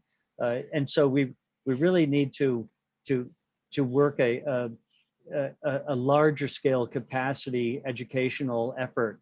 And so we're starting with 3 pilot communities right now to try to see how their capacity to handle a loan is, and it's really fascinating to explore the sensitivities and the local banks all kind of working together. So Jonathan, if the systems are not existing, I want to kick this back to Yanel about as volunteers. So when is the funding, especially if you're coming from Perkins and Will, very well known, really extraordinary firm, and you've jumped in, disaster happens, you jump in, and how important is the funding at some point to remain completely engaged, given what Jonathan just said about systems not in place? Yes. What's your experience? Thank you. Yeah, like Jonathan, we thrive in donations and grant applications. Oftentimes, what we are doing with communities is pro bono, we can go this far.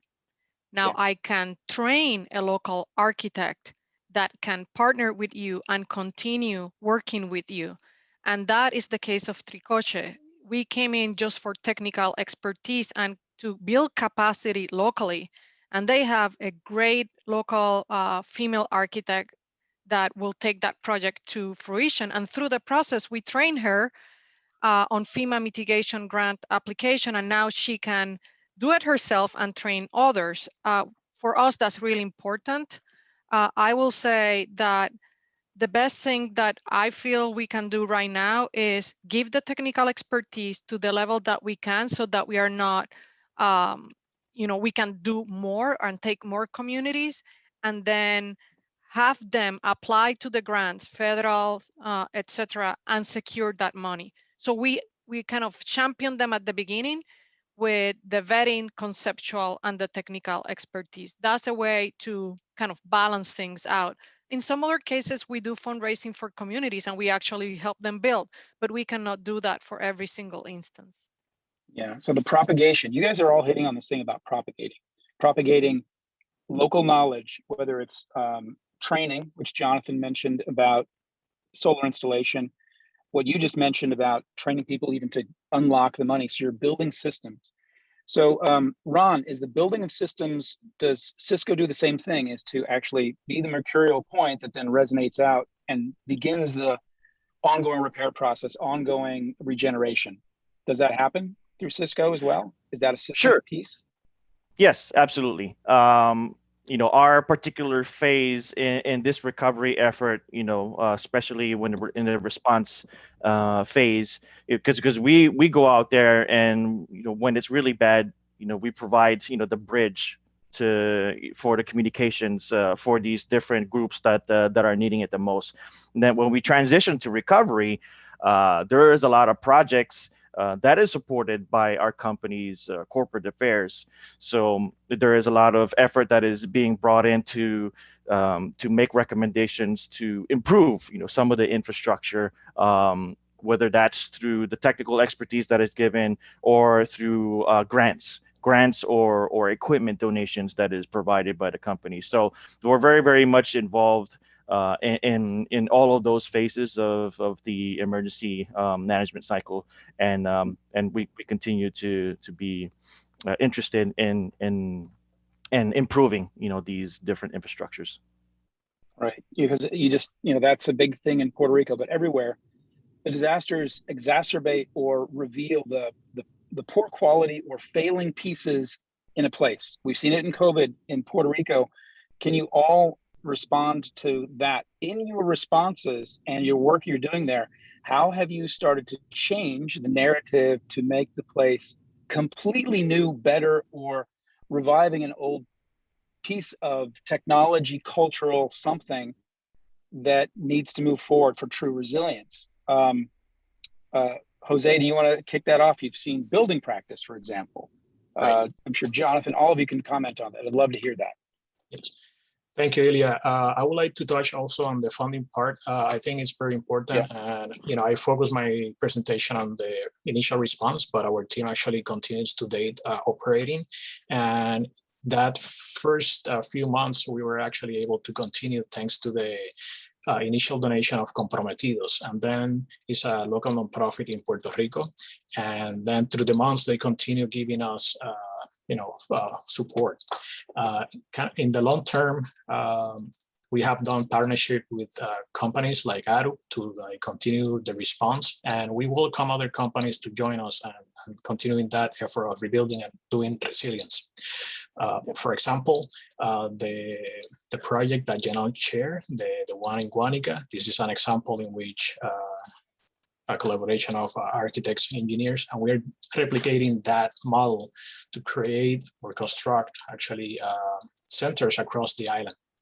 We currently have a campaign on global giving at this moment, in which we're actually raising capital to reconstruct a center in Ponce. This is a historic building in the center of Ponce, and is for elderly people. and we are actually we're as we speak, this is a funding that is happening. And if you felt compelled, I invite you all to go to Global Giving and look for voluntariados, and you can make your donation. Great. And to just follow up on my other question. Yeah. In so doing, that new center, is it light years better than what was there before? Are you all changing the narrative, and how is the government responding to, we can't do it this old way, we have to do it this new way? And that's what I'm getting at. We can't do what we did before. We all know that. We all recognize that on this call. So Correct. how is, whether it's funding, government, systems that don't work, how are you changing that narrative or pulling that forward? Is that funding in that new center an example of how you're moving things in a different way? Funding is a big part. The other part is actually the construction practices and how the construction is actually monitored. A lot of these failures that we observed for the houses, like the sub-stories, these are poor quality constructions, or people lack of a design engineer or an architect to actually help them during the process. So this is one of the areas that we're trying to tackle. And this is one, as an engineer, I identified that. Also, in a lot of cases, people actually construct their homes themselves. They do the concrete mixture themselves. That leads to weak concrete. We have seen that in these, the sub-story homes. They have poor quality concrete that leads to two effects. You have the sub-story plus weak concrete, and then creates this big problem. And this is actually a huge problem in Puerto Rico. And if anyone has the power to reach the politicians on the island, I will say we need to mobilize huge amounts of money to help people in need to actually retrofit their homes. Because the Colegio of Ingenieros in Puerto Rico have estimated that there are about 100,000 homes that have this issue on the hills of the island. Wow. And if a major earthquake happens, that is very probable that could happen a bigger one. We could have displaced people in the range of 100 to 300,000 people. If you take that number of 100,000 homes, three people per home, 3-4 people, it could be huge, more than Maria. So there's a gap. Jonathan, could you respond about the new systems you're putting in place for the solar side? Has the government well received that? The power authority well received that? How are you changing that narrative, or what is that hurdle? You're on mute.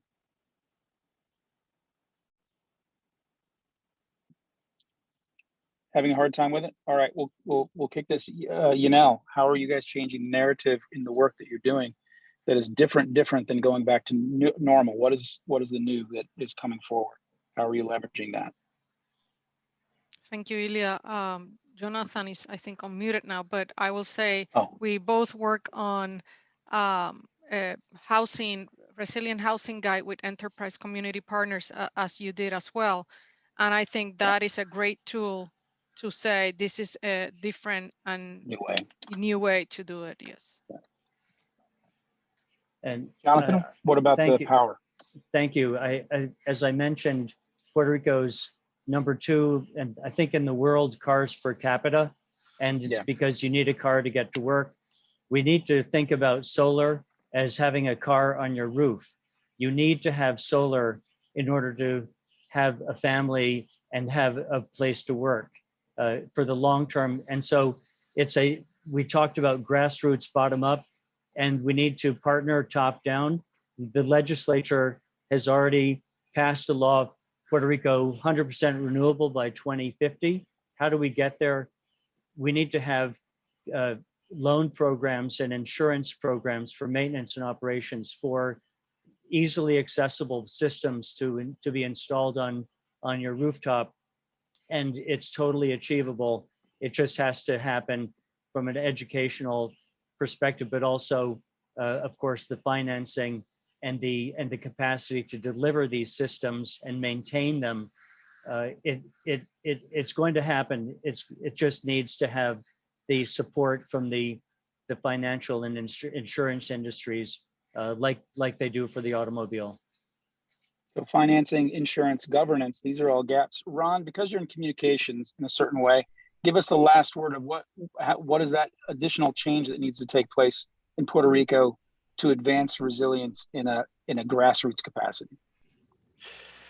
The investment, you have to have, the fortitude to put down the money. I think first and foremost, when you have legacy systems that are susceptible to these types of crises, that provide that, kind of gives it makes it difficult, right? Not just for people that are using it normally, but also for the emergency response people. So there is an opportunity there to influence how they put forth that investment, and make those infrastructure upgrades that are desperately needed. And this is the case, with service providers all across the world, and we try to make sure that they make the right type of investments for upgrading the infrastructure. Yeah, well, and I think we're basically at time, but I want to, any closing wish for Puerto Rico?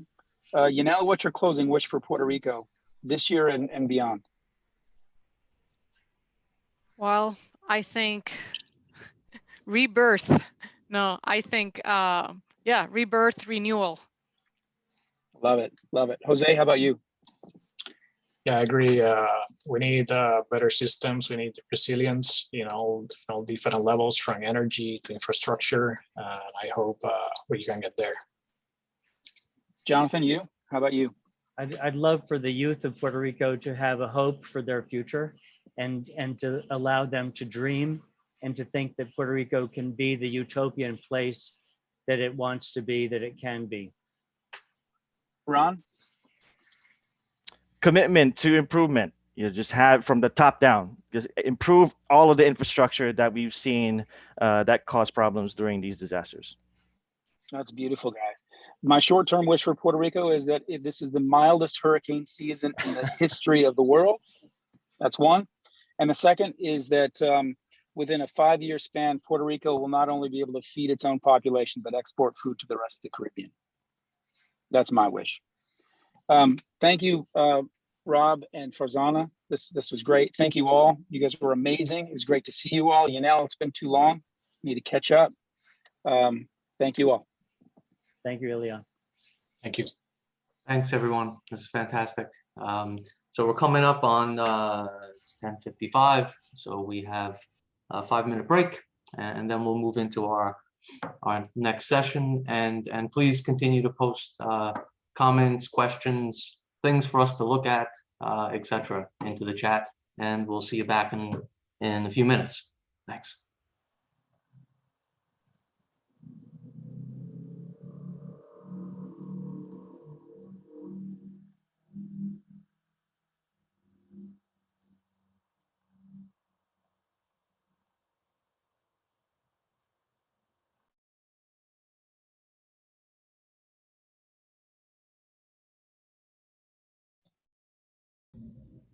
Can you hear me, Farzana?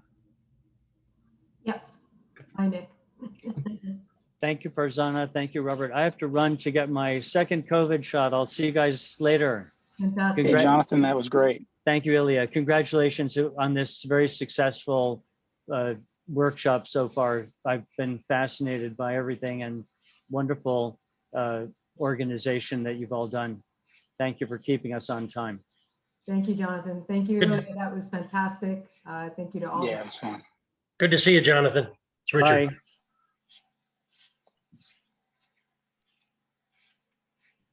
Appreciate all your time.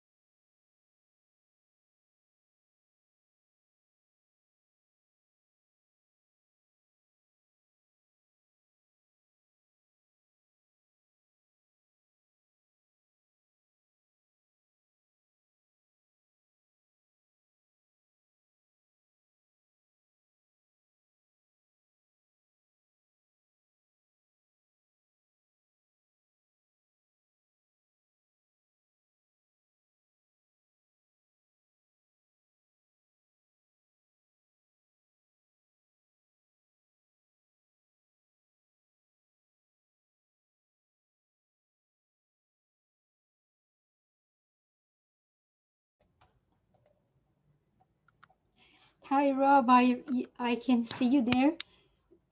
Can I ask you a question? Sure, Behan. So you have a presentation for the 4th year at 12:30 today, or is that somebody else That is, it's regarding not, NCARB? no, it's not me, it's NCARB. They'll start up they're hosting it, so it should be fine, and I'll join in as soon as I'm done here.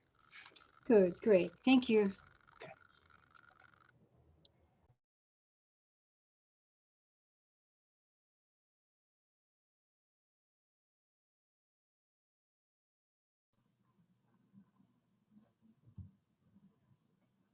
So I'd like to welcome everyone back.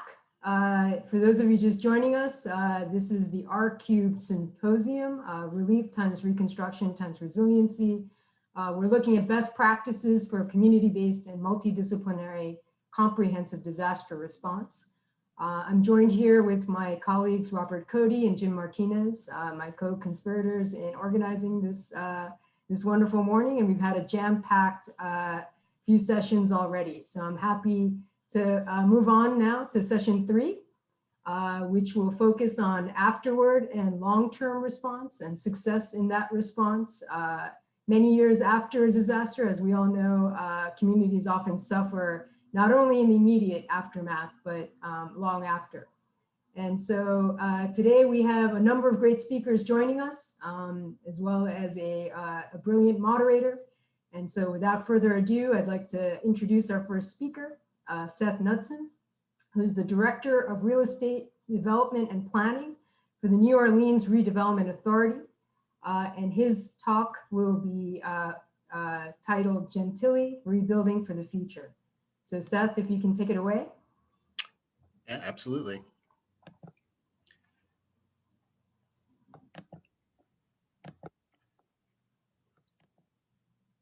Let's get all set up here. All right, well, I'm going to do my best to sort of chronicle one neighborhood's recovery in New Orleans over more than 15 years now.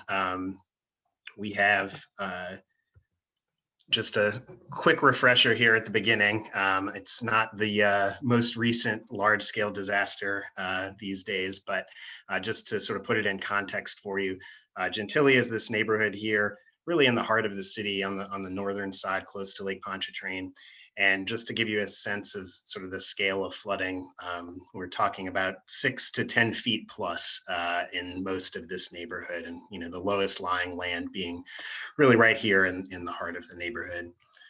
And so just as a reminder, this is what that looked like in New Orleans from the air, especially these post-war neighborhoods. You're talking about flood heights that reached roofs in many cases.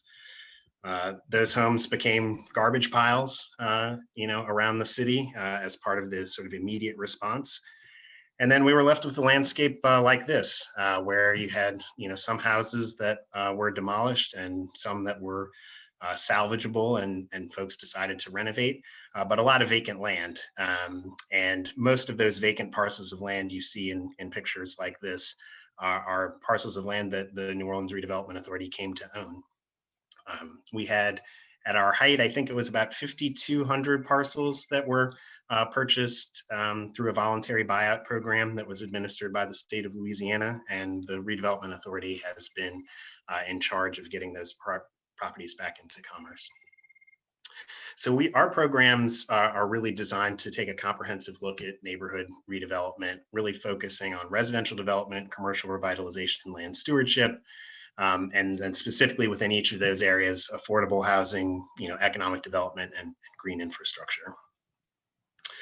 One of the tools that we used as we got really sort of into the recovery was a product known as the market value analysis. This is a product that a nonprofit organization called Reinvestment Fund out of Philadelphia does, really for cities across the country. I think they were most quickly adopted in some of the Rust Belt cities, but it's a multivariable analysis that is meant to measure real estate market strength, and particularly residential real estate market strength.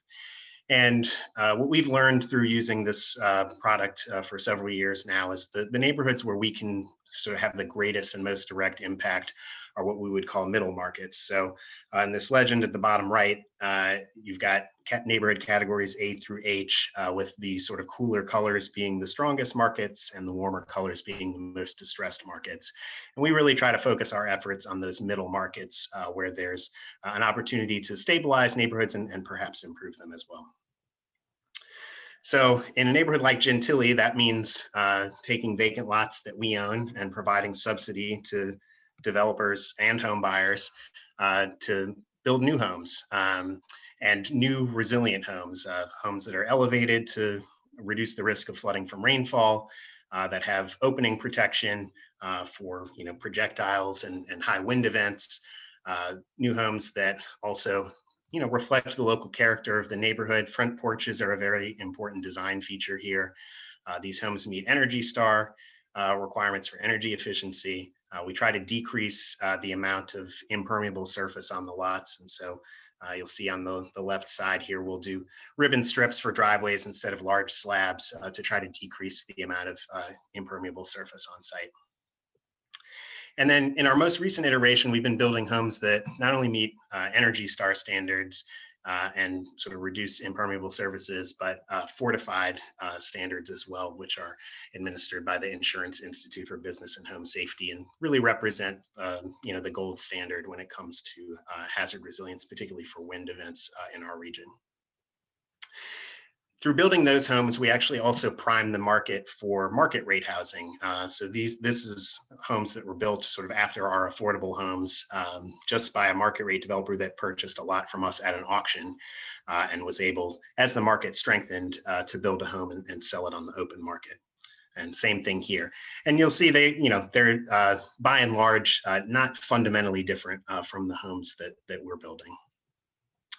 We also look at commercial revitalization. It's important that neighborhood commercial corridors sort of get resources as well as part of any comprehensive redevelopment approach. And so we've tried to use grants, 3-to-1 matching grants to improve storefronts in neighborhoods like Gentilly, really to address, in some cases, slum and blight conditions, in other cases, maybe deferred maintenance or damage from hurricane or other events, and really just sort of update them. And this is a good example of a facade that you might not have known there was a functioning business in there before, given the way it had sort of aged and was, had burglar bars and et cetera. And so we replaced those openings, gave it a facelift, and now the storefront systems are impact resistant glass, so burglar bars are no longer necessary, and it also provides an additional measure of hazard resilience in the future as well. And then finally, one of the other areas that we're working on is land stewardship and green infrastructure. And so we're taking some of our lots in Gentilly and turning them into stormwater management sites. And so these are really designed to capture stormwater that ends up in the street and divert them onto vacant lots that are excavated to varying degrees to detain water for a period of 24 to 48 hours. They're typically planted with native trees and are designed to allow natural infiltration and reduce the reliance on our stormwater pumping system and pipes. Our gray infrastructure is limited in terms of its capacity, but given that we're below sea level, we have to pump everything out. We're also trying to divert stormwater at the source. So we're working with neighborhood residents across Gentilly. We have a program called the Community Adaptation Program, where we're working with residents to remove impermeable surfaces and create new stormwater capacity by installing permeable driveway systems and planter boxes like you see here, as well as planting trees, rain gardens, rain barrels, and a whole host of improvements to reduce residential stormwater runoff in the city. Lastly, there's a sort of implicit question of sort of success here in what we're doing. And one of the ways we know that is looking at both our property inventory as well as the market value analysis. So before we did the first MVA, we were selling properties primarily for affordable housing development and what we call land stewardship, which is really just a side lot maintenance program for existing homeowners. We saw in 2012 that there was really some significant strength emerging here on the west side of the park. And this was historically one of New Orleans' more affluent neighborhoods, and development pressure was moving east across City Park and into Gentilly. And so we recognized both an opportunity and a need to preserve affordable housing, particularly on the west side as development pressure moved east. So as we continued to develop and dispose of properties, we really focused on affordable housing development in the early years after that market value analysis was complete. And over time, we're able to sort of decrease the amount of subsidy that we were investing in each home as the market sort of took over, and auction became a more successful strategy across the neighborhood as the market strengthened and subsidy was no longer needed. And so you can see by the time we got to 2018, these western reaches of Gentilly had continued to strengthen and were among the strongest markets within Gentilly. And we did a sort of comparative mapping exercise to see how Gentilly was doing relative to other neighborhoods in the city. And we found that the sort of market strength was increasing at a rate greater than the city as a whole. That's what those sort of blue colors means. The sort of yellow or neutral tones just meant it was keeping pace with growth in the city overall. And then there were a couple of areas within Gentilly where there had been less activity that weren't quite keeping pace. So over the last few years, we've really reduced our property inventories pretty substantially. There's virtually no property left in that western area of Gentilly. We've successfully gotten it all back into commerce. And we've been able to continue selling in other areas as development pressure has moved east. And now today, in terms of our current inventory in the neighborhood, we're under 200 properties, and a quarter of those are dedicated to long-term stormwater management projects. And then the other properties in this area have been held up in a lawsuit, unfortunately. So we haven't been able to move forward with developing them, but we've seen a massive decrease in our property holdings and significant increases in residential market strength as a result of our combined efforts across affordable housing, economic development, and green infrastructure in Gentilly. And that's it.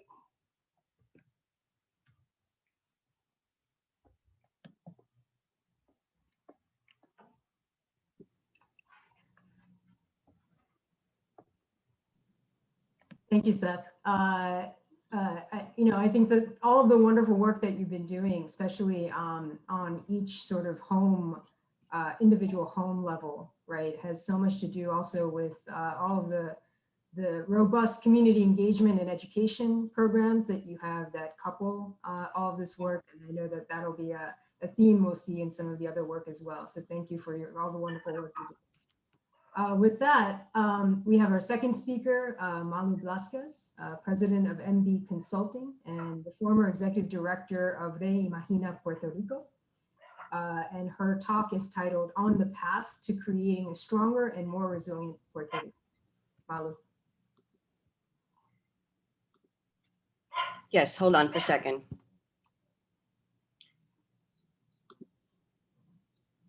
Yes, hi everybody. Trying here to bring up my presentation. No problem. Give me a second. Here.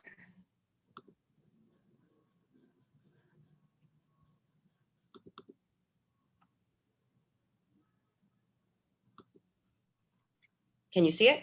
Yes. Great. Well, hello everybody. My name is Malu Blasquez. Happy to be here. Thank you for inviting me. I'm going to talk a little bit about the work done by Reimagina Puerto Rico. And it's a presentation on creating a stronger and more resilient Puerto Rico after hurricanes Irma and Maria. I'm not going to talk a lot about all the effects after Hurricane Maria. I think, you've had a lot of Puerto Rico speakers already, and I think everybody on this panel is aware. Obviously we had one of the costliest impacts of hurricanes. We had some areas of Puerto Rico for 10 months without electricity. But one of the biggest challenges we had were the communication channels were down. And so that was something that happened to Puerto Rico for the first time. So the collapse of communication and the electricity and the faulty coordination efforts by the government really hindered the recovery coordination and logistics and caused a lot of delays in the emergency response and relief. We were forced to communicate the old-fashioned way in person. And obviously the damages suffered to the airport and the critical ports are obviously disrupted the services, making it difficult to receive essential food, medicine, and batteries. As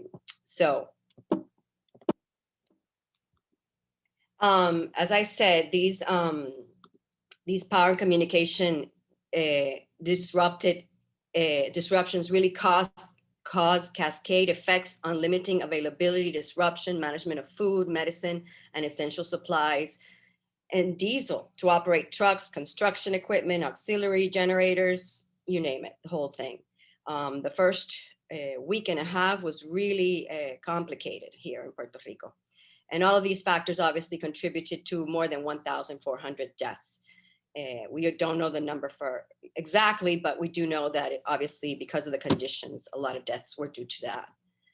So 2 months after Hurricane Maria was created, this project was created, Reimagina Puerto Rico, with the support of philanthropy, various organizations.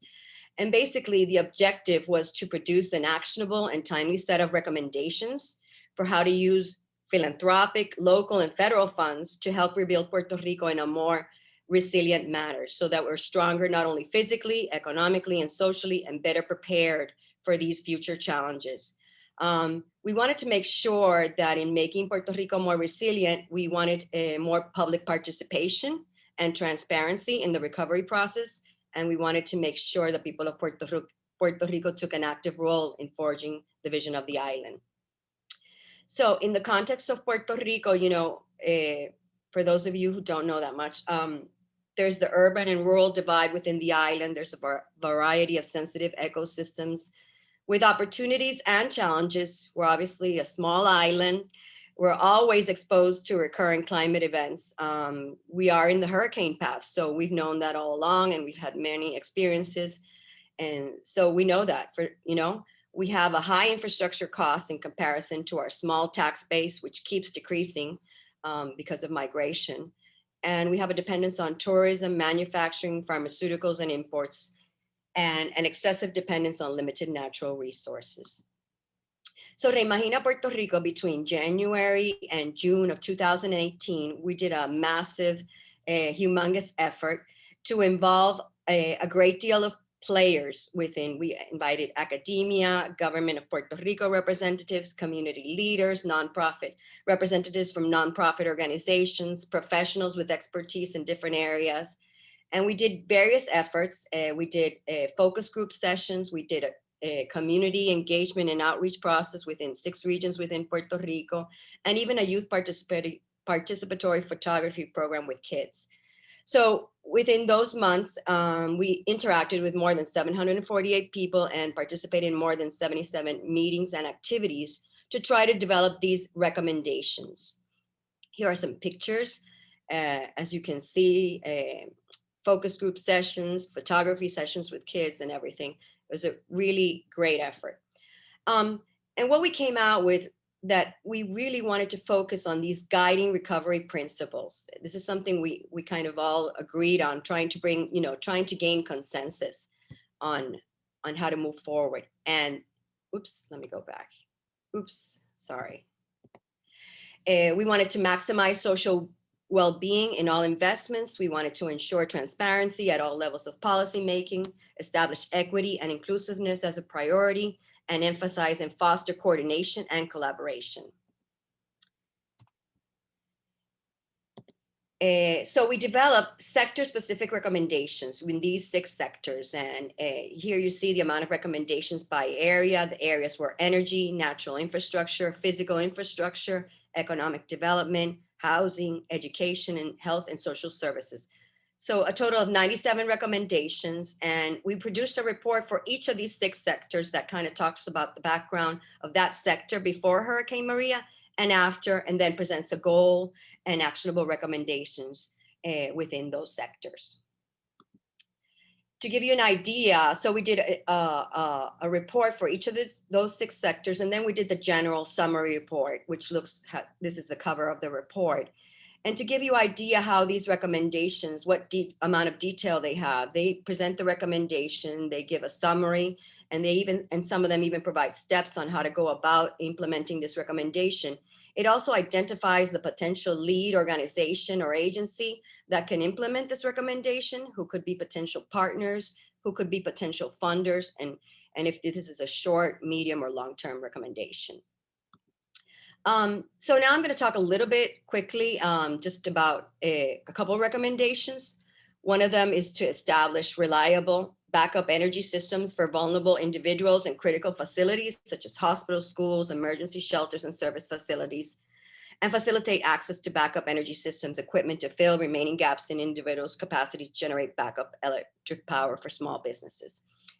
And you know what I'm going to say is that we've seen a lot.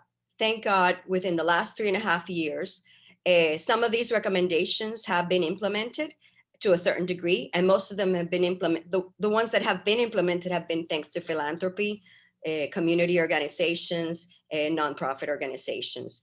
The ones for the government are just starting to get implemented now, and I'll talk a little bit more about that in a bit. But thanks to a lot of nonprofits, we have had renewable energy systems and batteries implemented and installed in schools, hospitals, health clinics, and that sort. In physical infrastructure, one of the big recommendations was to develop resilient community centers to improve the provision of services during emergencies and disaster relief. And so this means that community centers who typically provide educational and social services are now having them equipped with backup energy, backup water, backup telecommunications, even the mapping of their community, who are the sick people who need, what medicines do they need so they can truly support the community in an emergency. Other recommendations include develop a master integrated continuity of operations plans for critical infrastructure and providers. Within housing, establish an island-wide housing emergency management protocol that includes a voucher program for temporary housing, temporary rent control, foreclosure moratorium, and monitoring and prevention of predatory lending. So this is a very important recommendation that still requires support from the government. Develop feasible models to establish land tenure and or community ownership in informal housing. We have a big problem in Puerto Rico of informal housing, and that means that they either don't have title to their house or their land, or that they didn't acquire formal permitting and construction methods to build their homes. So this has been a big issue. Hold on here. Create within health, education, and social services, we realize we need to create integrated government data systems and improve access to these to ensure transparency and preparedness while co-benefiting government structures with actual reliable data for informed decision-making best. So basically we need better databases. After the hurricane, one example was that we didn't have a complete database of all elderly housing facilities. And so that was a big issue, a big problem. So I'll move along because I know I don't have that much time. Within economic development, develop and implement a disaster resilience strategy for the micro and small businesses of Puerto Rico. Also ensure that reconstruction related investments, procurements give priority to local workforce employment, training, and certification. So after Hurricane Maria, the initial funds provided were from FEMA. You could see that, and we studied and there was analysis done that most of the funds were given to US firms. And so we really need to promote the use of the local workforce and the local companies in these reconstruction efforts. Natural infrastructure, develop an emergency preparedness and response plan for Puerto Rico's natural resources. A lot of wood was wasted and not reused, which that's just an example. Effectively implement the Puerto Rico land use plan, following a risk-based framework to achieve, social well-being, economic development. And so I just highlighted a couple of recommendations. As I said, I welcome you to look at these. You can find them at grupocne.org under Reimagina, and I'll post the address on the chat. A lot of these, as I said, there were 97 recommendations. 66% of them got included in Puerto Rico's reconstruction plans and are in process. So, and the Reimagina reports were referenced in these reconstruction plans by the government. Here, I'm going to highlight just 2 or 3 things that Reimagina was able to implement out of the same recommendations that came out. We implemented stormwater management seminars in association with FEMA and EPA. We also did a guide for hurricane-resistant homes on the island with Habitat for Humanity and Enterprise and the Puerto Rico Builders Association. We did a resilient community hub guide in coordination with Resiliency, Mercy Corps, Enterprise Community Partner. That's all also on our website. And we also did a portal called Construcción Puerto Rico, which is the digital directory of construction industry resources. Basically, you know, to highlight all the resources available for construction so that we promote the use of local companies and local workforce. Great, thank you, Malu. We have to wrap up, but Sure. I think the what you're signaling is the sort of cascading effect of multiple infrastructures failing, and you know the importance of integrated data systems. I mean, that's actually really the focus of our workshop tomorrow that I hope everyone will join. So thank you for that. Sure. With that, we have our third speaker, Hannah Qasim, principal at KPF, and her talk will be titled Resiliency plus Heart at the NYCHA Red Hook Houses Resiliency and Recovery. So Hannah, I leave the floor to you. Can you hear me? Yes. Thank you, Fernando. Okay.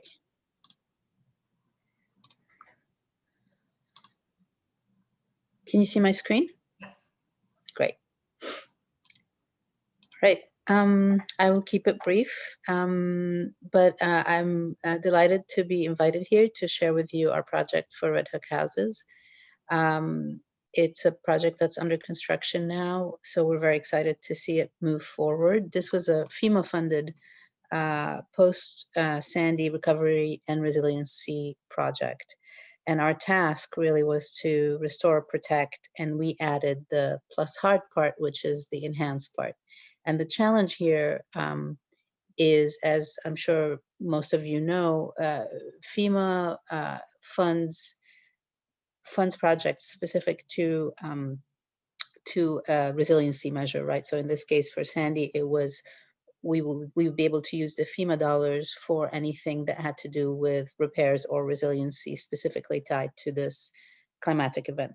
So our challenge, the plus heart part, was that we gave ourselves was to use every dollar that FEMA gave us to somehow through design thinking and through engagement with the community enhance their day-to-day life, so that it was not the project and the impact was not always about, you know, the storm that would happen eventually in a number of years, but it was also just trying to improve the quality of life for the residents on a day-to-day basis.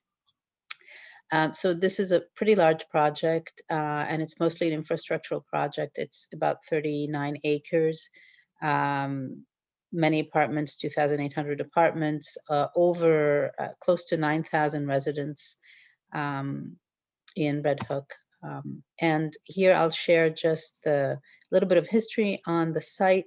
You can see the image on the left, the historic map from 1770 that shows the condition. The little white outlines are where our site is, where, well, not site, but where the houses are, where Red Hook is, Red Hook houses are. And the current outline is out here for the waterfront. So most of this is fill, and it's no surprise that that the water, when Sandy happened, water came up and over. It was kind of a both conditions that made it so negatively impactful.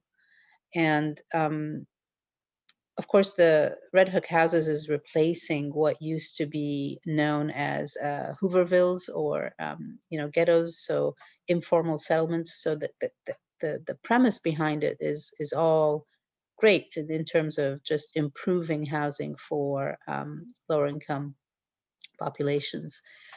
It has great assets, or had better assets in terms of the landscape that was there. These were significant canopy trees, beautiful, that provided a lot of shade, but most of them were salt poisoned and heavily damaged by the superstorm. So luckily, most of the actual elevation of the lobbies is above the flood plain, and we're above the flood plain. So there was very little actual damage to the lobbies and the entrances to the buildings. However, when water came, it went into the basements through the access ramp to the basements, and as I mentioned earlier, from below as well. And all the mechanical equipment for Red Hook houses was in the basement. So the development, the whole Red Hook houses were without electricity and hot water for about 3 weeks, which had significant impact on everyone, really.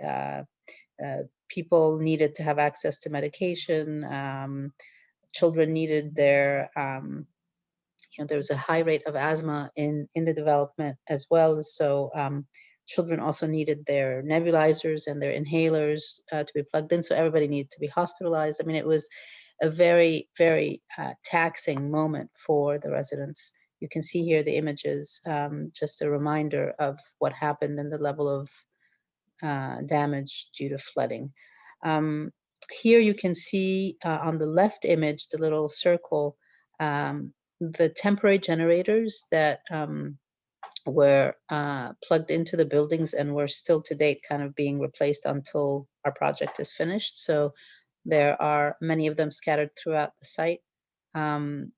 Building damage, this is an image of the basement. You can still see there was still a little bit of water there. All this equipment is removed.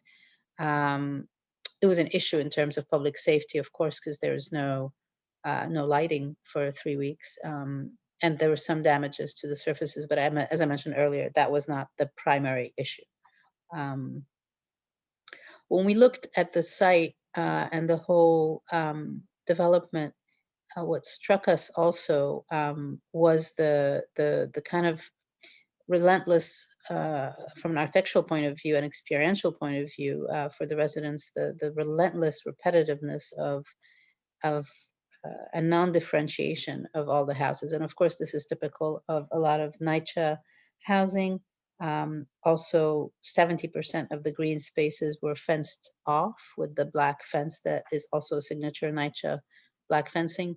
And most of these courtyards between the buildings had individual ramps and stairs leading up to each lobby. As I mentioned earlier, the lobbies were elevated, but they were mostly concrete.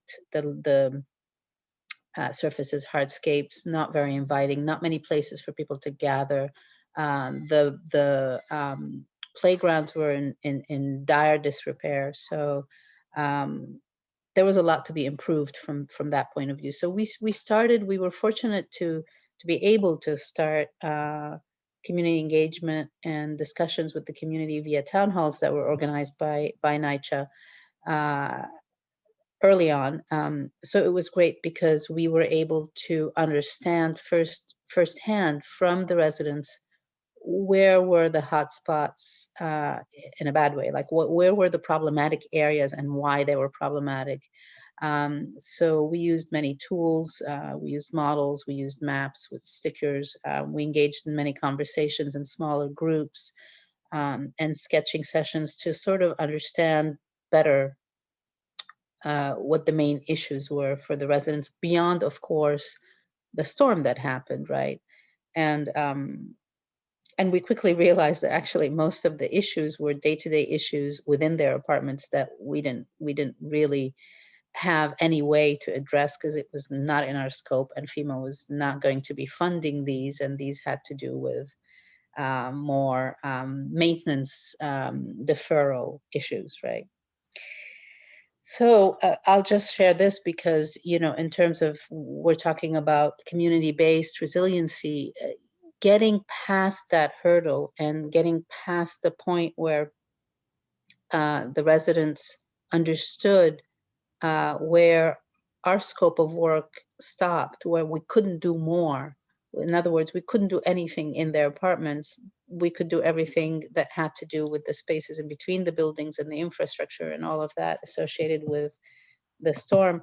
Once we got past that hurdle, Then communication started to become a little bit more fluid, but up until then, that was the obstacle because those were the things that were really impacting them day to day. And unfortunately, we couldn't do anything about, we still can't. We also had our sustainability goals with, in terms of, we put it in the 4 buckets of energy, water, and performative landscape, and waste management, and of course, health and safety for the residents.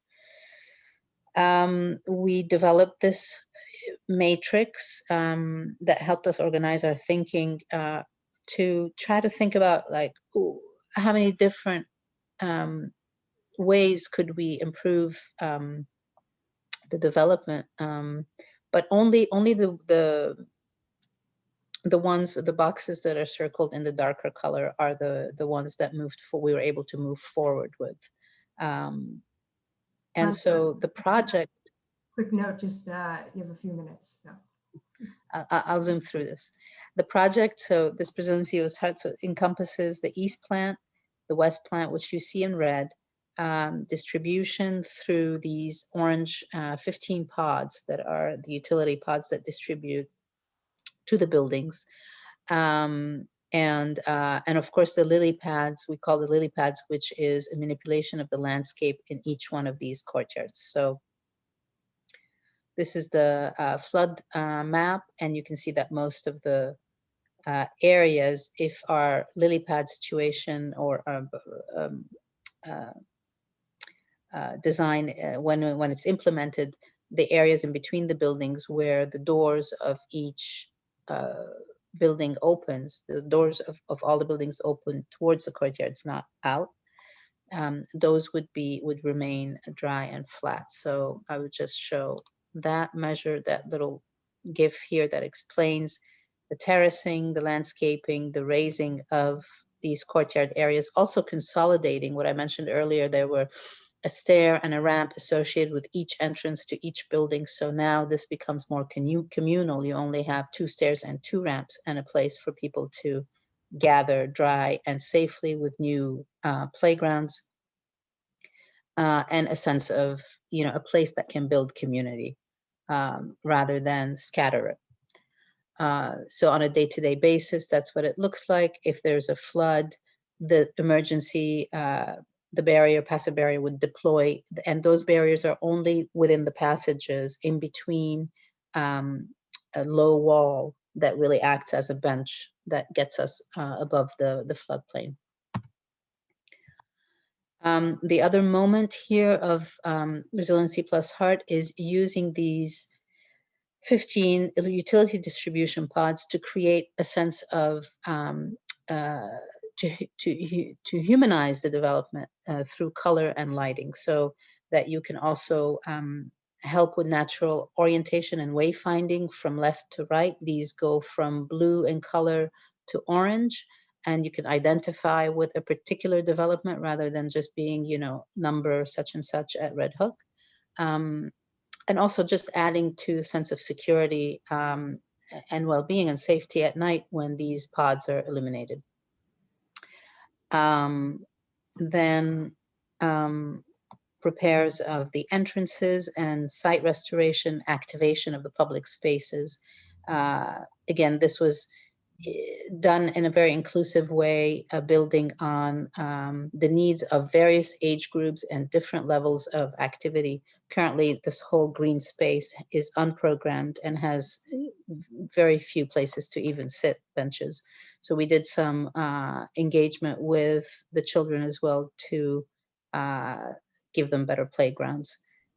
Here, in terms of raising awareness for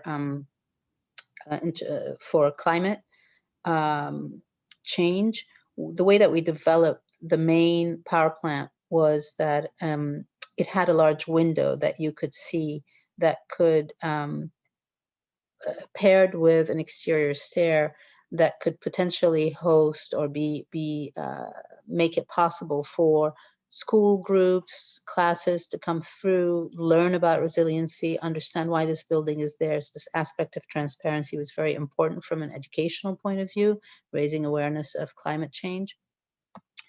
And then the West Plant we used this as an opportunity, again, to engage with the community via potentially a local artist that could harness some stories and energy from the community itself and build this mural together. So the idea was not to impose something on the residents that was, because these buildings are significant and in terms of their size, actually. So we wanted to make sure that they felt part of the development and build social resiliency as well, because that's the only way that the Red Hook community was able to survive these very challenging 3 weeks that they went through. That's it. Thank you, Hannah. Sorry about if I went over. So with that, I'd like to turn it over to our wonderful moderator, my friend and dear colleague, Nicholas Dagan-Bloom. He's now the professor of urban policy and planning at Hunter College. So Nick, if you can take it away. Hello, everyone. Well, thank you for the presenters. That was great. A lot of passion and interesting projects. I think we can agree that it covers a lot of different scales and sites, processes, domains. And I think that's really interesting from a kind of thinking about success, which is the focus of this panel. I did want to sort of back up a little bit because we haven't really discussed that much this morning, but since most of these projects were put in place, there has been the Black Lives Matter movement and kind of considerations of racial justice. So I was sort of thinking like, you've all been through these processes, right? Do you think they would have been different post BLM and sort of what's been happening? Do you think those, the engagement would have been different? How do issues of race, how would they have contributed potentially to what's gone on? Maybe we'll start with Seth and then work forward in the same order of the presenters. I don't know that would have been fundamentally different here. I mean, I think there was, if you think back to Katrina and the sort of coverage of the event here and the response of the federal government in particular, I think some of the most lasting images of Katrina were of, Black residents at the convention center without a place to go, whose neighborhoods were, had been destroyed. So I think that was a very key part of all of our post-disaster planning and recovery processes. There was an eye towards environmental justice in particular, given that most of the neighborhoods that didn't suffer as much flooding were, disproportionately whiter neighborhoods, and the sort of most severe damage, although not, it didn't follow racial lines neatly by any means, but the most severe damage in, the lower Ninth Ward and Orleans East, those were predominantly Black neighborhoods, and I think that was very much, part of the post-Katrina planning and allocation of resources. Okay. Yeah, on my part, I don't think it would have affected our effort. I mean, I think, well, here in Puerto Rico, we're a little different. We're such a mix of, and so I think the efforts were geared towards the most vulnerable people who suffered the most, and the infrastructure that was most vulnerable. So I don't think it really would have made anything different than what we did. Huh? Yeah, I feel the same way. I don't, from our point of view, our process would have been the same. Red Hook residents are a mix of, there's a strong Asian representation, Hispanic and Black. So I'm not sure if it's equal, but close to. And so, all of our, actually all of our pamphlets, brochures, material distributed were done in the 3 languages at least, and actually more than that, 4. But I'm pretty certain that our process would have been the same now. would the feedback from the residents have been different? It's possible.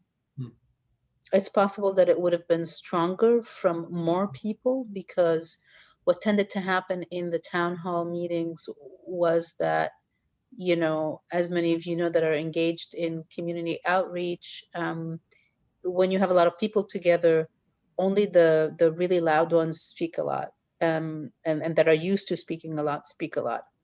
And so it's always useful to break down in the smaller groups to try to get a more accurate representation of what the needs of the whole population would be. So my guess is that if I were to venture, you know, my guess was that would be that we would get more stronger feedback if it were happening now, which would be helpful for us, because people will be more willing to be more outspoken and in a good way. You know, it would help. It would flag for us moments that or issues that would be, you know, important not to forget. Well, for instance, I mean, Seth, I think, for instance, maybe not in the private sector, but certainly in public housing, what happened in New Orleans might have been different. I wonder, you know, might have been a different discussion about equity and building back, right, with public housing. But I definitely think Gentilly maybe was a little bit different. You know, you're a specific example there. Well, you know, each of you has such different projects, but you know, I'd like you to reflect on a little bit about how defining success, since we've said you've all been successful in your way. So sort of at the next level up, we've heard individual projects, but how does your agency or your firm, or how did you well, I guess I should say, do you consider them to be successful projects? And if so, what is that definition? How do you get there? I don't know that, for us at least, that we can evaluate our project yet. I think it has to be built, and we have to stay in touch with the residents and understand the impact in a couple of years and evaluate at that point. So I would just say that, you know, the intent, yes, hopefully it is positive and it is successful, but too soon to say. Right. I think the definition of success, you know, I think from public sector perspective as well as individual resident perspective, maybe has changed and shifted over time. You know, I think in the early days, you know, maybe the first third of the recovery, the success would have been defined by simply putting everything back the way it was. And then somewhere in that middle period, I'd say, as we got around the sort of, you know, 5-year plus mark, there was, I think, an appreciation of the, you know, maybe the opportunity, but also the necessity and need for success to be defined more broadly in terms of our sort of response to the past and positioning us differently and better, hopefully, for the future, because the, you know, the specific challenge that we faced in Katrina is, you know, obviously going to continue to be an issue going forward. And so I think we've kind of redefined success for ourselves from the early days. And now we're looking not so much at have we recovered what we lost as to how well have we built ourselves up for the future. On my part, I mean, in a way, we were successful because we were able to act quickly, and Congress required, it was the first time Congress requires a reconstruction plan after an emergency from a jurisdiction. And so it was the first time they required this from Puerto Rico. And Reimagina was able to act quickly to gather input from a lot of different people and come up with these recommendations, and basically with public input. The government contracted a large firm and paid a lot of money, but ended up using as reference our reports and our recommendations, because not only because I think they were good, but because we also interacted with a great deal of public and got public participation in our efforts. They ended up including 66% of our recommendations and somehow in the reconstruction plan. So we'll see. Obviously, these recommendations were, some of them could be implemented, some of them were for the government, right? But others could be implemented at a community level by businesses, by community organizations, by nonprofits. So we were in Reimagina trying to do a tracking of what has been implemented from the recommendations we did, but it's quite hard. So we were just in the process of starting that. Regrettably, Reimagina has kind of shut down due to lack of funding. And so, yeah, but obviously, one of the things, but we will be, it'll take a couple more years to, as I said, the federal funding, all those billions of dollars assigned to Puerto Rico, they're kind of just starting now. They're starting now to be starting it takes the process is so bureaucratic. It takes such a long time for these projects to actually start. They had to be estimated and come to an agreement with FEMA, and finally, and then, get them designed. And then they're just starting with those processes now with all these projects. So it'll be many years, but hopefully these funds, what we want to make sure is that we make the best use of them for the things that are most needed for Puerto Rico. A follow-up question, we had a great question in the chat here. About planning fatigue. I think that sort of addresses, Melody, what you're talking about, like how do you avoid, like where a lot of these are kind of long-term proposals or long-term processes, and all of you are engaged in that, right? How do you deal with planning fatigue on the ground? I think the number one thing you can do is show folks tangible output of the engagement they've already had. I think for a long time, we were stuck in a pattern here where there were successive community engagement efforts that were funded by different entities, political, philanthropic, et cetera. And there was not enough time that elapsed between each one for there to be any sort of tangible evidence of progress. And so, a few years into it, the folks that were still coming back to the table at that point, told us, like, why are we doing this? We told you what we wanted, 2 years ago. We haven't seen any of it yet. And so I think one of the key things, even if it's just things, right? Because these planning processes identify interventions at all scales with different funding sources. But even if you can just do the little things that when you come back for that successive engagement effort, that you can show that you've received the feedback and applied it and done something with it, and progress has been made, and the needle is moving in the right direction. I think to just follow up on that, right? In the chat, there's also discussion about the role of community in relationship to institutional memory, right? So the word transparency showed up in a lot of your presentations, right? And sort of collecting evidence of not only impact from the previous engagements, but also some sort of a record or archive of what has transpired and how it has been transpired is I think super important to share with community. I wonder if you all had thoughts on that. Yes, I would like to say that's a big issue on our part. We've had a lot of progress here in the last 3.5 years, but the progress we've had has been due to philanthropy and community organizations, nonprofits. I mean, the government work hasn't really started, but a lot has been done, but there's no central entity trying to gather everything that has been done. And so although a lot has been done, some people don't know about it. So that was something that we were trying to do at Reimagina, but it's important. I think the government realized that it's very important, that collaboration, that coordination with community organizations and others. And so it's very important that this information gets known. So there's a lot that has happened, but as I said, there's no central database, there's no central entity that's collecting this information, and it's very important. Yeah, that's really interesting. One of the things I think came up in all of the presentations, right, is the sort of unsatisfactory situation before the disaster, right? It's like unmet needs are like revealed, right, in disasters. We saw them, mentioned that was COVID and so forth. And Hannah, I think you talked a bit more about that than other folks, but maybe the others want to talk about how do you kind of balance unmet needs that exist, right, with this sort of plan for resiliency in the future? I think that's probably our last question, right? Yeah, it's a tough one, and I think Hannah highlighted a lot of it has to do with the funding sources that you're using. So FEMA is very rigid in terms of Stafford Act as to how those funds can be used, and you really are limited to improvements and addressing direct disaster impacts that have to be fairly well documented.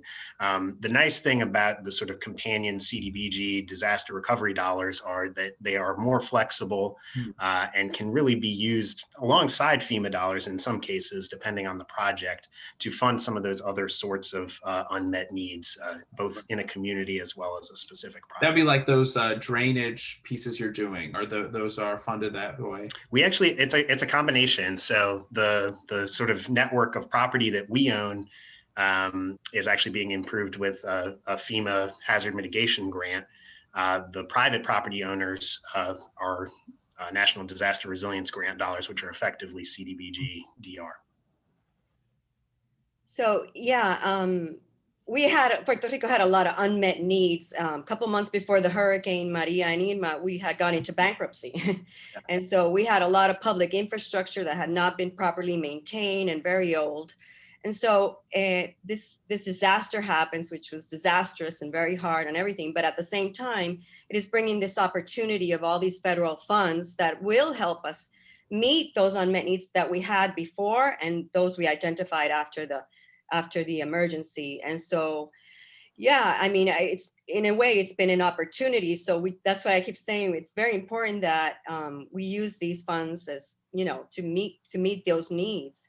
For example, most of the dollars that have been assigned have been for FEMA or CDBG-DR, which as Seth was saying, are a little bit more flexible. And so, yeah, I mean, it's a great opportunity, but one of the problems we have here, for example, with CDBG-DR, that it works with reimbursement. So the entity that's applying for the funds has to have enough capital. Wow. Wow. So, it's like catch-22, yeah. And so you have a lot of community organizations willing and wanting to participate, but don't have the capital because of the issue of reimbursement. And then at the same time, one good thing is that some of these FEMA projects that require a 10% match, we don't have, we have limited funds, and thank God they've allowed that some of these 10% match can come from CDBG-DR, which is a good thing. So. Great. Well, I want to thank our moderator and our panelists for this session. Great job, everyone. Nice work. I think that the last couple comments in the chat really reflect the challenges of funding in this space, right? Because you are really limited in what you can do. And so the question of being sort of reactive versus proactive, from Lance, and whether these are measures that are just post-disaster reactions, or whether we can develop a resiliency that is preventive or proactive. I like Lance's comment there, by the way. I think that's great. We should focus around, rethinking the public policy side of it. I think that's really a great area of opportunity. Absolutely. Yeah. So a lot of it, I wonder, is just finding loopholes in developing a narrative that somehow matches all of the motivations of parties involved. But in any event, I'll leave that for people to ponder, and we'll take just a few minute break, and we'll join us again at 12 noon for our fourth session. So thank you all. Thank you. Thank you so much. Thanks, Tom. Thank you.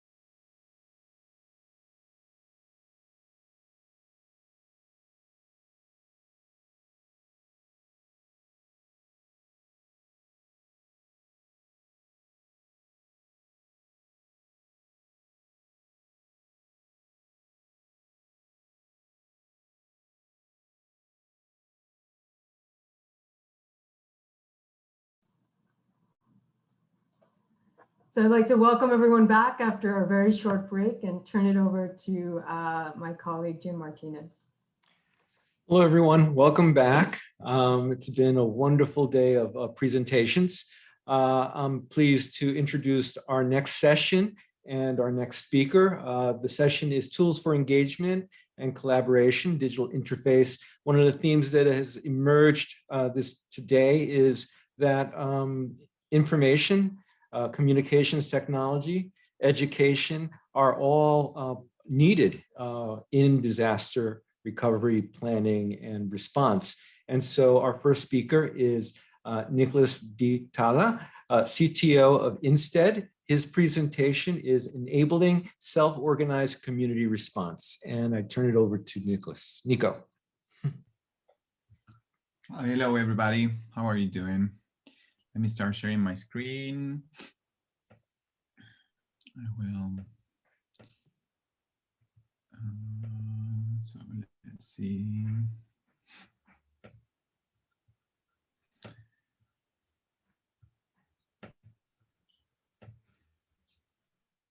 Starts when you can start seeing it. There you go. Is it there? Yes. Perfect. Okay. So thanks for having me here. First, I thought really hard on what I could share in 8 minutes that would stand alone and be meaningful and still relevant to what we do. So I want to speak a little bit about how to enable self-organization in community response. We, as Instead, are a nonprofit organization based in California, but with offices around the world. We do work in several countries, mostly Southeast Asia and Africa. And what we do is we help other organizations design, implement, and develop technologies via a participatory design process for different things like public health, disasters, agriculture, a little bit of everything. The main thing we think about when we think about disaster response is a picture like this, right? We usually think of a first responder team, a SAR, a search and rescue team, and we picture this sort of like super professional response. But a huge part of what happens in a disaster response situation looks a lot like this. Self-organized community efforts that have absolutely no central command center, and they have very different skills and challenges, right? But the scale that you can reach with such efforts is much higher than what you could achieve with only the professional response, right? Both are needed. So I wanted to share a few things, a few learnings that we've extracted based on different participations and supports that we provided in all sorts of disasters, not only natural disasters. Lately, we've been doing a lot of work around COVID, particularly in the first few months of the pandemic. It really behaved as a disaster. Like everyone was scrambling to understand what was going on, what measures to take. From our perspective, it really was a sort of a disaster response. When you look at professional responders versus community response, and when I say community response, I mean like spontaneous, self-organized community response. There's a lot of organizations that actually coordinate community responders and like have an entity they've been training together, they've been doing work together, right? But if you look at the differences, you have it on one side, you have professional responders have trained together, have a set of like common understandings, they share a language, they share practices and processes, right? On the other side, communities just have met on that particular response and have very diverse backgrounds, right? There's a lot of different in trust. In an organization where people have been working together, trust is already there, or should be there at least. In a community, you need to build up to that, right?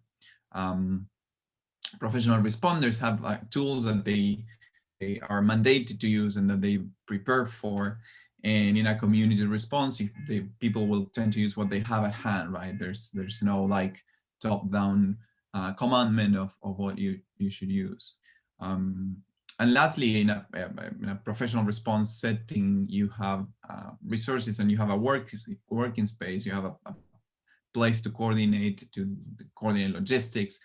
Whereas in community response, people tend to use whatever they have at hand, and usually congregate in public spaces. You will see them coordinating in different open spaces, or like, I don't know, anything that's available, right? So when we look at what has worked and what hasn't worked and what has been easier to implement and to do throughout different participations in these sort of responses, there's three main nuggets of wisdom that I wanted to share that we can see are repeating across different experiences, right? The first one is what we call the front desk, which is basically understanding that people will show up at your front desk, at your front door, and ask for help, right? The picture has nothing to do there. I don't know why it's showing an irrelevant picture. There was something different there. But yeah, the main point is that you want to make the entrance to your effort clear, right? You want people to know how to start helping, right? And you want to welcome them at that front door and guide them by providing them a set of rules, by offering alternative ways in which they can help, and redirect them to where they can go, right? So a typical pattern for this is either a welcome message where they see the list of things that they could do. You could ask them to like introduce themselves, or like share what is it that they bring to the table, how they could help, and tell them where to go for different opportunities to help and to contribute with the disaster. The second thing that we see has a super important impact on how these responses work is to keep teams at the right size, right? The right size will vary a lot depending on the context and the culture and the disaster that you're responding to. But it's important to start with a single team and then start splitting when you reach a size that it's unmanageable, right? So what we suggest always to do is to split at the most obvious subdomain, meaning there's a clear cluster of people that are working on a specific area, and it's a good way to split there, and then to repeat the process, right? If people keep showing up and things keep growing, you start splitting teams when they become unmanageable or too large to handle, right? You have focal points in each team. Those focal points meet periodically and coordinate information across the teams. And you do the reverse, like there's going to be a lot of fluctuations. People will show up in great numbers at the beginning, and then when the urgency feeling starts to wind down, people will start not showing up so much, and you need to start shrinking and merging those teams again. Otherwise, you end up with like very small teams that are really hard to handle. And the last one, and perhaps the one that is connected the most with technology, though all of the others we have managed and implemented different technology tools that I'm happy to share with anyone that's interested in them. I'll leave my contact information in a second. Is to augment existing channels. People will use whatever they have at hand. They will not adopt new tools. It's really hard to implement new ways of communicating, new ways of coordinating. They will use whatever they have, and that tends to be like a WhatsApp channel or whatever they use. So what we try to do is we try to plug into those existing channels. We try to augment the ways people already are interacting with technology. So there's like things like auto-responding to common questions, or capturing data from there and storing that in a more accessible way, so you don't have to like go through like a very long list of messages to understand what's there. You can create workflows that notify relevant actors depending on what's happening, and etc. So just to wrap that up, welcome and greet people, redirect them to where they can go, have them join teams that grow, that split when they grow too much, and that merge when they are small, and plug into existing channels to augment with information and data capturing and workflows for notifications.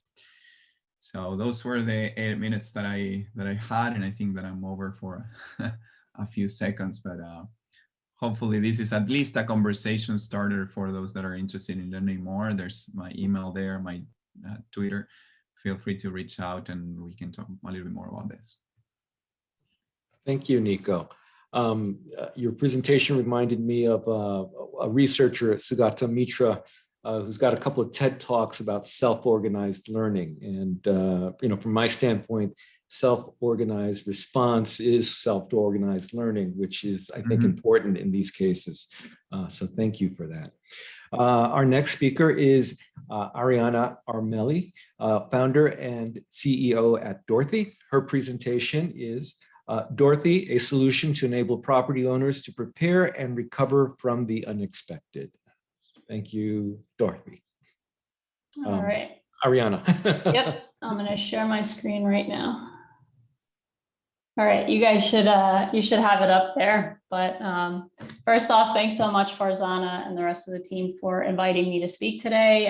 It's really an honor. I'm a former NYIT student. I graduated in 2012, so it's really nice to see some of my old professors here today. So I'm going to kick off our conversation. Good morning. My name is Ariana Armelli. I am co-founder and CEO at Dorothy, and we are a company focused on enabling property owners to prepare and recover from the unexpected. Oops. There we go. So events like natural disasters and power grid failures are a $306 billion problem in this country, primarily due to infrastructural damages and economic recovery costs after major storms.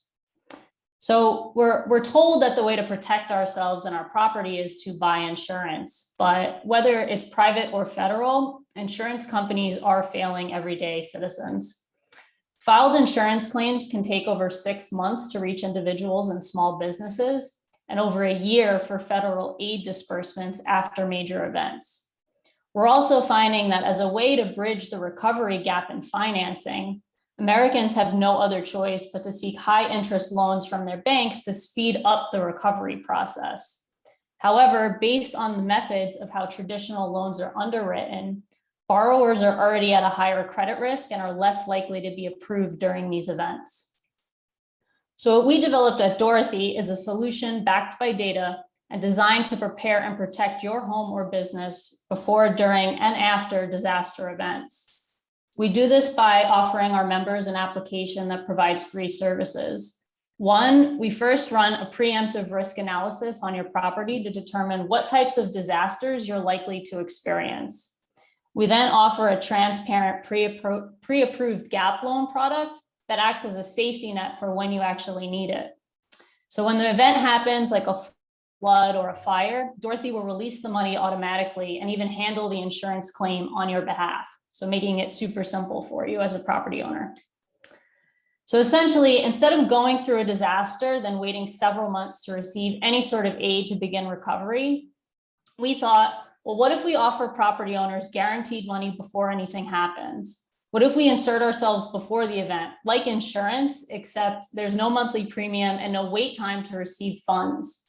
What if we package the money as a loan, but we underwrite it in a different way than your bank so that you're actually approved when the event happens? So in order to do that, we had to apply a new methodology for loan underwriting, more extensive than traditional banks and online lenders, which base their loan amounts on credit score and your actual income. So since Dorothy is dealing with people and businesses who are going through disasters, those data points are no longer relevant during these times. So what we developed is a methodology which uses data analytics to identify the likelihood that your property will incur damage, We then analyze your current insurance policy for its limit and coverage amounts. And we use that as collateral to finance the loan. And then we factor in your actual recovery costs based on the property type that you have to determine the final amount. So the first step in this process was to determine our target customers. We built a risk model which integrates hundreds of data sets and developed machine learning algorithms to predict where disasters actually happen. We also built processes to extract property level data like elevation, first floor level, occupancy, and the type of construction. So this is all crucial information needed to understand and price recovery costs for properties. So for example, it would cost more to renovate a single family home than it would to, a 6-story hotel. So this model is primarily used on Dorothy's backend for determining the initial customer and then the potential loan amount that they might need from us. So the next piece that we built was a front-end visualization tool that integrates weather data and disaster declarations. Once a consumer has signed up with Dorothy and given us their property information, we'll monitor it remotely against any impending disaster that might happen. So this technology allows us to trigger payment to our customers without having to send a person to their property to confirm actual damages, which is basically what insurance companies have to do during those times. So this is a key component to reducing the time to receive money from several months to a couple of days. Then finally, the last thing we built was a dashboard and claims filing system that works in the way property owners need it to during these times. So I utilized my architecture and construction network, and we offer discounted service providers that can make your home or business more resilient or help you rebuild after the storm. They're licensed contractors, designers, architects. We then integrated a solution for you to file your insurance claim through Dorothy. So we'll manage that entire process for you. So when your claim pays, we get paid back.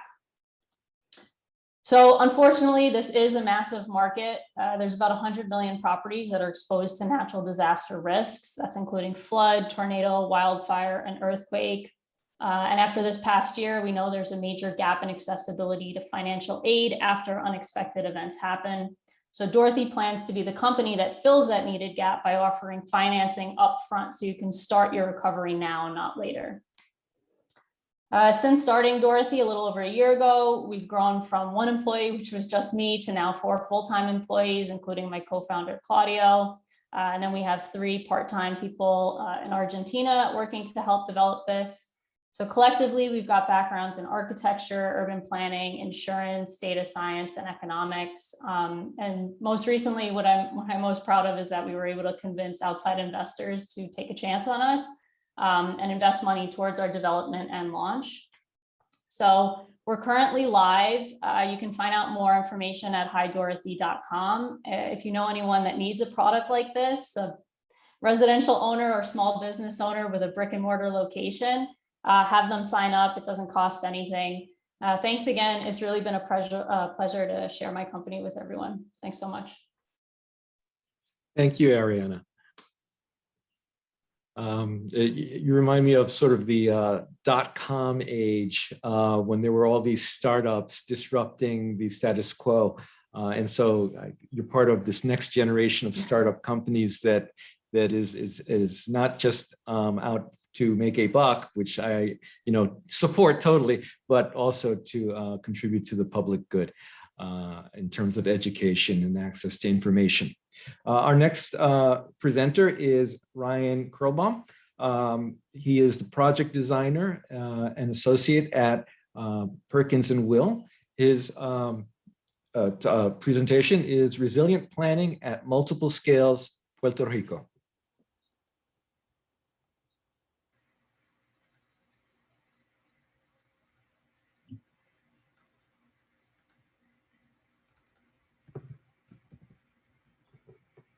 Awesome, thank you, Jim, and thank you all for having me today. It's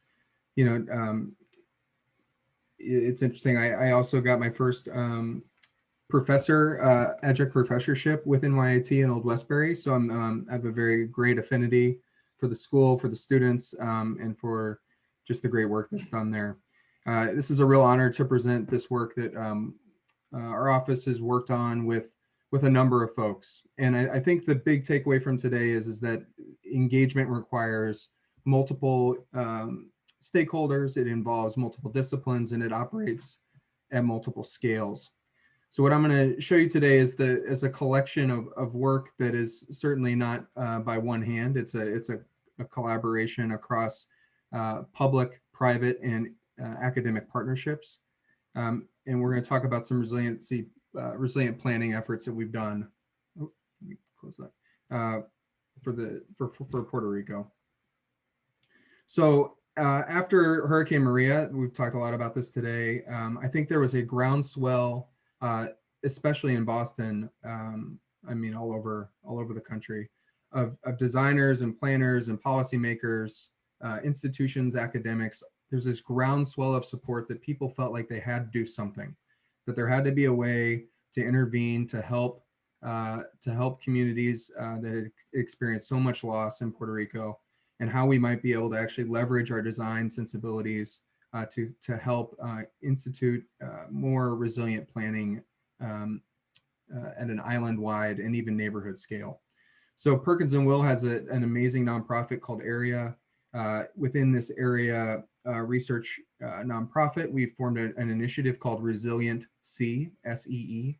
And the SEE is the social, economic, and environmental lenses by which we evaluate and try to make a kind of set of analytical lenses, if you will, to try to help communities, in the most vulnerable communities, you could say, in the world.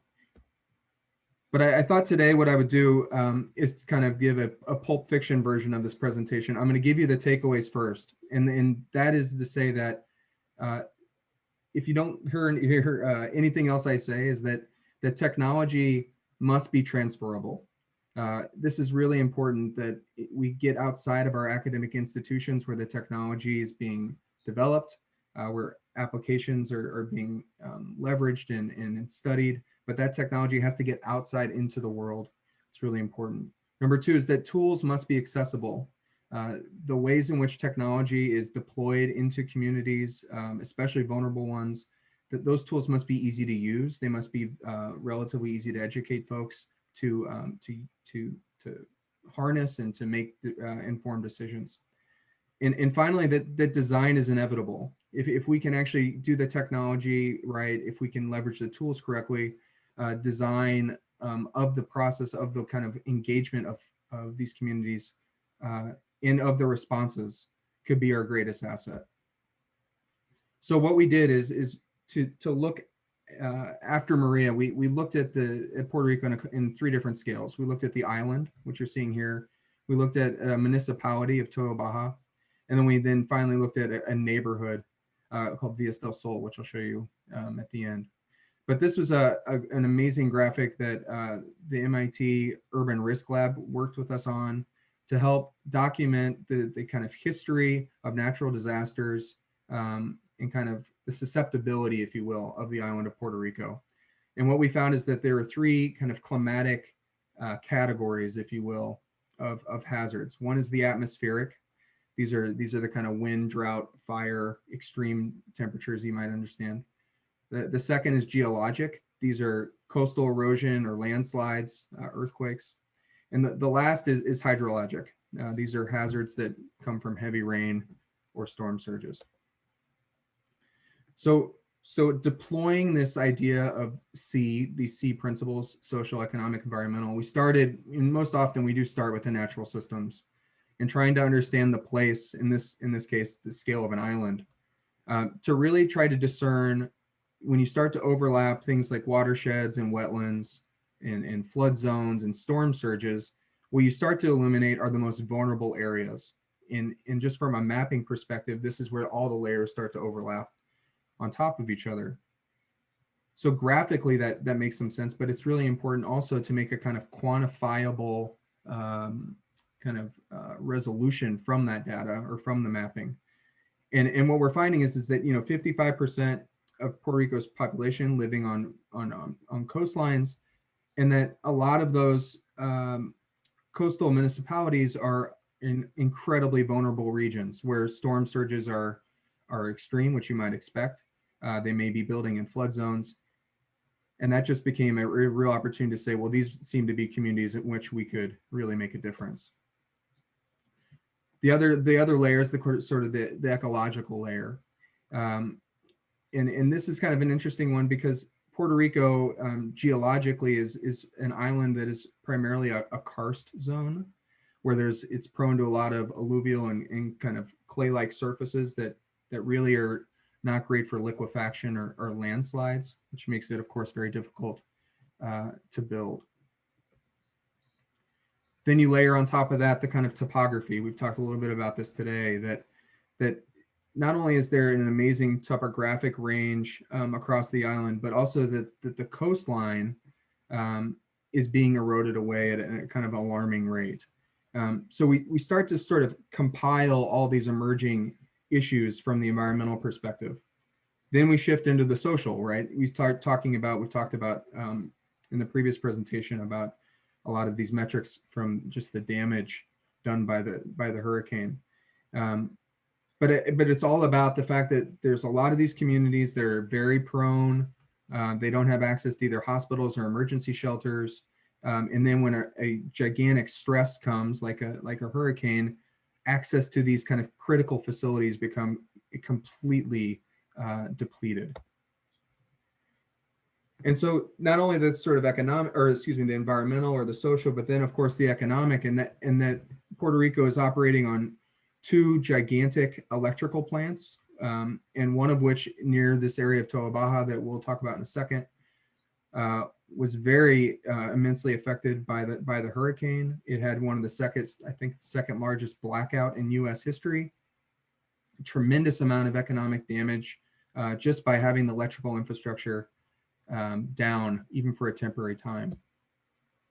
So you combine all these vulnerabilities, right? You take the social, the environmental, the economic, and we started to try to make a kind of series of principles that we felt like we could help on the early stages of future planning efforts. And so these principles are these. One is that we would restore the ecology, that there's an existing kind of natural system at play on a majority of these coastal regions, that in fact, maybe the default solution would be like the La Plata river corridor is to put in a gigantic channel to filter the water out. But in fact, a much softer, greener approach would be, of course, a way to slow the water. It would be a way to maybe engage a new series of open spaces to activate new communities with access to recreation and new opportunities for economic support and gain. The second is to say that these communities could in fact become social and civic infrastructures, that you might be able to connect these hubs with increasing the quantity of assets, whether it's social health or wellness, whether these are urban centers or community centers and schools. Janelle talked a little bit earlier about a community hub that we had studied that serves the community in one way, but during a disaster it becomes an emergency shelter. So this kind of transferable and kind of adaptability among these public assets became a real guiding principle for us. And then finally, to kind of get to a much smaller scale, to help create a guide, to help folks, to encourage folks to build smarter. And we did this with Enterprise. This was an effort to help identify key building principles, if you will, as a kind of guide to building back better, especially with our presidential mantra now. But anyway, we did this way before that. But this is an in-depth guide to help the community develop in a more responsive way. So what was interesting about this is we did all this work, we did all this analysis, we started creating these amazing partnerships with academic and private and local institutions, but then NASA got wind of it, and they became very interested in the research and developing a tool that could be used at a kind of local scale. And if you go to this website, it's on here somewhere, forgive me. Oh, I should have put, well, it's through Esri's. I can follow up with the actual website, but this NASA Develop program developed a a website that you can go on and kind of in real time slide this bar to identify different communities and see what the different vulnerabilities are in each of these kind of selected coastal communities. And so what this tool starts to help illuminate and make very accessible to the public is where the flood risks are, where these kind of susceptible areas are, you know, with all these different criteria that they laid out. It gave all these different vulnerabilities for flood risk.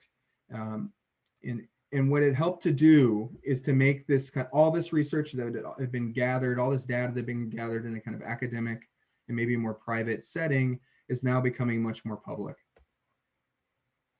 So we did the same thing here with this kind of early resiliency planning. So the NASA piece is very data driven. The resiliency planning for municipalities is much more kind of engagement oriented. So you've heard today about a series of workshops. We did the same thing. We tried to develop a lot of momentum within communities that seem to be open to a new way to build, a new way to plan for the kind of post-disaster recovery. And so what we did is we continued to develop these kind of partnerships. We continued to talk to communities. And then we finally found one, Villa del Sol, that really seemed, I guess you would say, eager to deploy these tactics in a real time and actually give us a site to do it. So this is the existing conditions. This is a part of Toa Baja. This is in the Barrio Ingenio kind of area. Villas del Sol is a legally occupied area for many years, but people have kind of taken that back over. The government has supplied some infrastructure, but not completely. There's been promises, there's been administration changes. So it's an underserved area to say the least. But in a way, these areas have built back. They've lifted up their ground floors. They've allowed the kind of ground level to be floodable, because that in fact happens every year. And so what we proposed is that, you know, if you could just take the kind of existing natural systems and kind of use them to treat stormwater, that you might in fact develop a series of bioswales that could connect to these communities or to these parcels, that you might use you know, leach fields for septic systems to help make more efficient use of sanitation, that domestic water systems could you know, again, be combined between units, that there might be a better way that you could have, you know, an elevated water tank so that you always had access to water. And then finally, that there might be an electric kind of microgrid system that was feasible, which was really important, and something that was kind of slowly implementable, or incremental, excuse me, over time. And so what you're seeing here is a kind of composite plan of those principles. We call this just an open space framework that tries to use a lot of the things you would use in a good urban design problem, right? It leverages the existing anchors of the site. There's a large kind of swale moving around the area. There's an area that used to be agriculture that could be recultivated. We tried to place a large kind of public green that could house the community center. It could act as a way to bring people together. And then finally, that these streets, in its very simple kind of layout of parcels to maximize those efficiencies I talked about earlier, that then in fact this becomes a community that's very walkable. And so I wanted to conclude where we started, that technology for us, it was very important, of course, to the collection of data using GIS, using partnerships with NASA, with Urban Risk Lab at MIT. Those were really important, but the key is that technology came out into the public, that those became websites that people could go to and access. And also that technology had to equal something. It couldn't just be data. That data had to become a tool. It had to become a website. It had to become a guidebook that became a PDF that any community could access that on how you might build in a different way. And ultimately what we found is that designing across scales, that we found that designing across disciplines, but the design really was the factor, the kind of common denominator that linked all these amazing people together to make this work possible. Thank you. Thank you, Ryan. And so now I will turn the conversation, we're all moderating this session. So I think I will turn it over to Farzana to kick off this part of the session. Sure. Thank you, Jim. Thank you to all of our wonderful speakers in this session. I wanted to kick it off with a question about digital divide. So, you know, that term has come up quite a bit, especially in COVID times. I'm doing a lot of community engagement in this past year, post-pandemic, and it's been digital. And so then there's a lot of talk about, you know, lack of access to either digital devices or internet or access to data, especially in communities that are trying to go to school and things like that. And I wonder, with all of your work, you know, how you see sort of bridging that gap with the tools and technology and apps that you're developing. I can go first if that's Perfect. okay. So what we tend to do is we first go and look, right? People will be doing something, right? And if they don't have mobile phones or they don't have a data plan, they will probably be using pen and paper. And there's a lot of things that you can do with design and with technology applied to paper. I know it sounds contradictory, but we've designed a lot of tools that have embedded technology into the paper itself, such as, like, I don't know, you could put QR codes into different papers to have IDs. You could prepare the paper to be easy to scan by creating different areas and like prepare bullet points so that people space out what they type. You can have ways to relate data in a paper template. You could have different ways to do actual like calculations inside the paper. I have like lots of different examples that I'm happy to share with links and visuals if anybody's interested. But we've been, like 10 years ago in a trip to Thailand, we realized that reporting data through a mobile phone was impossible because nobody could figure out how to use a 70 character alphabet in a mobile phone with 9 keys, right? This is like before smartphones. And we devised a simple paper tool that's like similar to the pregnancy wheel that allows you to report data, right? And that creates a code that you then send through a simple SMS. So there's a lot of things that you can do using technology and transforming that to the appropriate medium that people are already using. Ariana or Ryan, do you have any thoughts to add?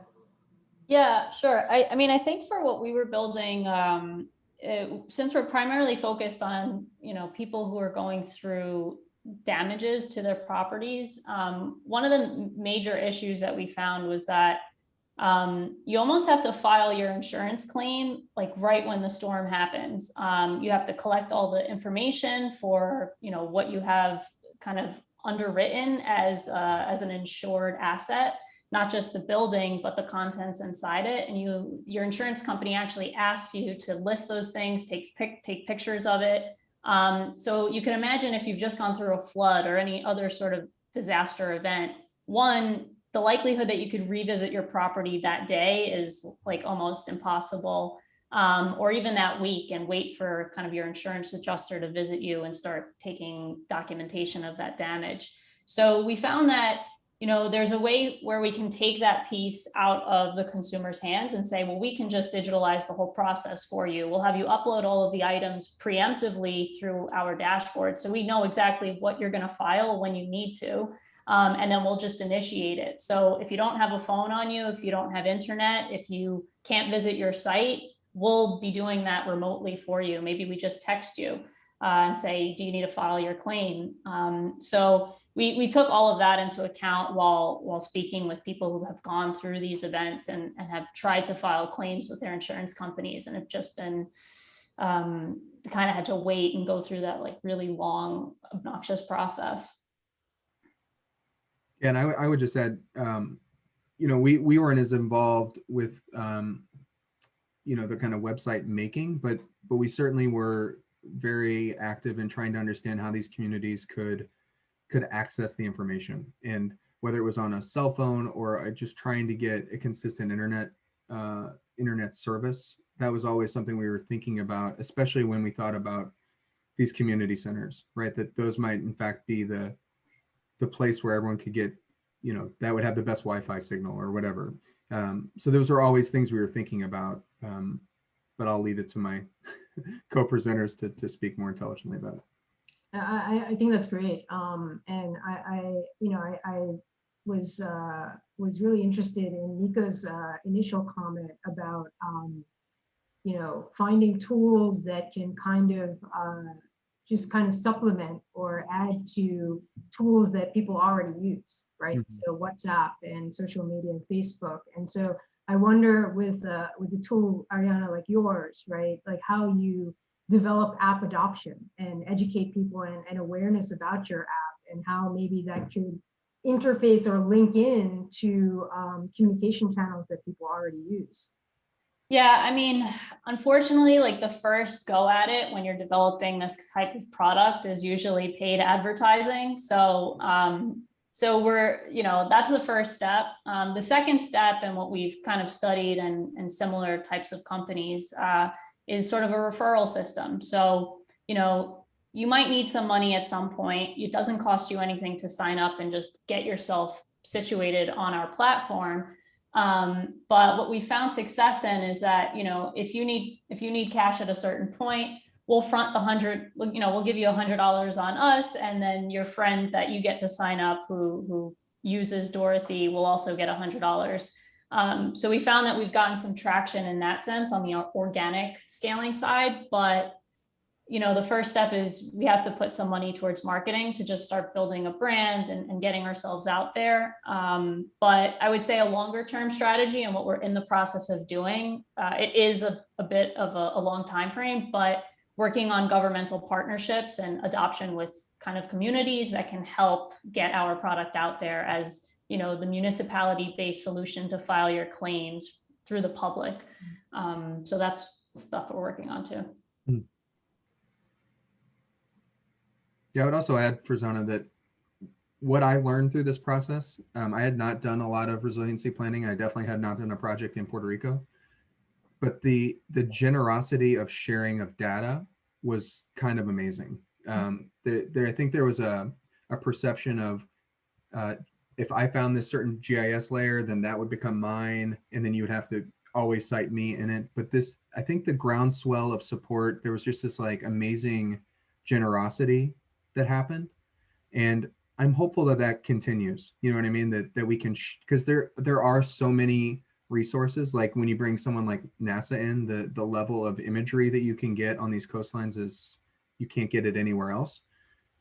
But the kind of like generosity and sharing of this data has really become instrumental to creating a more accessible way to get the information out to folks. Yeah, I think the terms big data and machine learning were thrown around, and those are kind of things that are really only possible when you have government or larger institutions or funding kind of supporting that effort, right?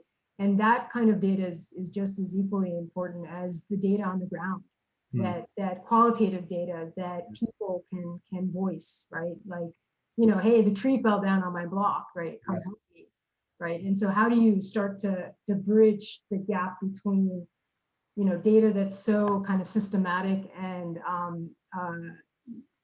kind of devoid of the human aspect or human scale down to something that's more qualitative. So I find that interesting as well. Jim or Rob, if you want to add to that. Yeah, I think there's something important here that's kind of running through a lot of these conversations about this idea of equity and things that are centralized being somehow to become more local. And maybe the good example around what we've seen here is related to the model that Casa Pueblo and Jonathan Marble showed about the solar panels in Puerto Rico. And Ryan, you mentioned about the two central power plants in Puerto Rico and how that's problematic. If one of them goes down, it could take down the entire island, and it did. But if there's a more local distributed power network as an infrastructure, that mitigates that problem. You said build back better. I think it's build back better, smarter. That we have to be smart in what it is that we're doing, and how we have to think about infrastructures as part of this network and communications network, and how we become connected, not only through kind of literal connections of power grids, which obviously we need to work on that in a more serious way, but then this other world of interconnected networks through these different tools and apps and other engagements that are made possible through these new technologies. So if you can expand on that just a little bit, and what else do you think we would need to do? What are the kind of tools do we need to deploy to make better interconnections between communities, first responders, governments, energy models and grids, and other things? Well, Rob, I would just say that, Farzana alluded to this just a second ago, but the kind of qualitative data collection in a way engages communities, because it values their perception of what actually is happening on the ground. And then in a way, GIS is the most dehumanizing data set that you could have. It's just numbers, it's just swatches, and at some scale it doesn't have any resolution. So what we have found is that we could bring the data to these communities, these vulnerable communities, to a certain extent, but at some point the data was too granular and we needed a better understanding. And if the kind of on the ground data collection, the more qualitative, if you will, could partner with the more quantitative, that's when the really rich project happens, because that's when you really know where the most vulnerable areas are. That's when you know, oh, if we're going to build a community center, we definitely can't do it there. It's just these kind of like very simple urban planning policies that kind of help inform smarter planning in the future.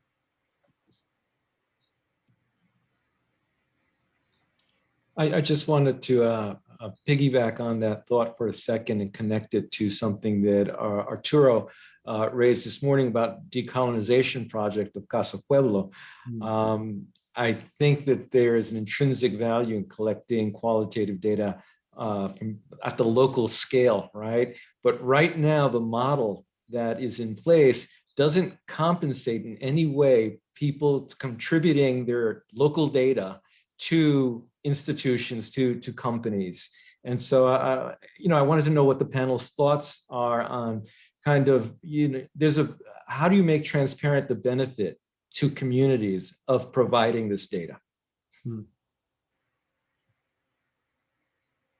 Really happy to hear that question, because it's a big topic for us. We try to avoid extractive data capturing processes where you just go and start asking for information, mostly for two reasons. The first one is that it's not fair, it's not symmetrical, and it puts people in the position of like being just a provider of data for you. And the second one is that for that same reason, it never produces quality data, because there's absolutely no incentive in who is providing data to make a meaningful contribution. So we try to figure out if there's a way of getting that data as a byproduct. Basically, we've been calling that data exhausts, right? What is it that people are doing that is creating that data as a side effect and plugging there, or making it really clear that people are getting something in return for that, and trying to make that as immediate as possible. When you, like a super simple and straightforward example is when you take a poll in Twitter, what is the reward? The reward is to see the results so far at that moment, right? So you actually click in order to be able to see what is it that you're how the numbers are tallying up to that point, right? Thank you. I guess I would just add, sorry, Ariana, I don't mean to keep talking. I would just say for us, what we realized is that some communities were not open to it. They had planning fatigue. They had been promised a lot of stuff. And those are just things outside of our control. We can just tell them, like, look, we really think this is a useful set of data. We think that this can inform early resiliency planning going forward.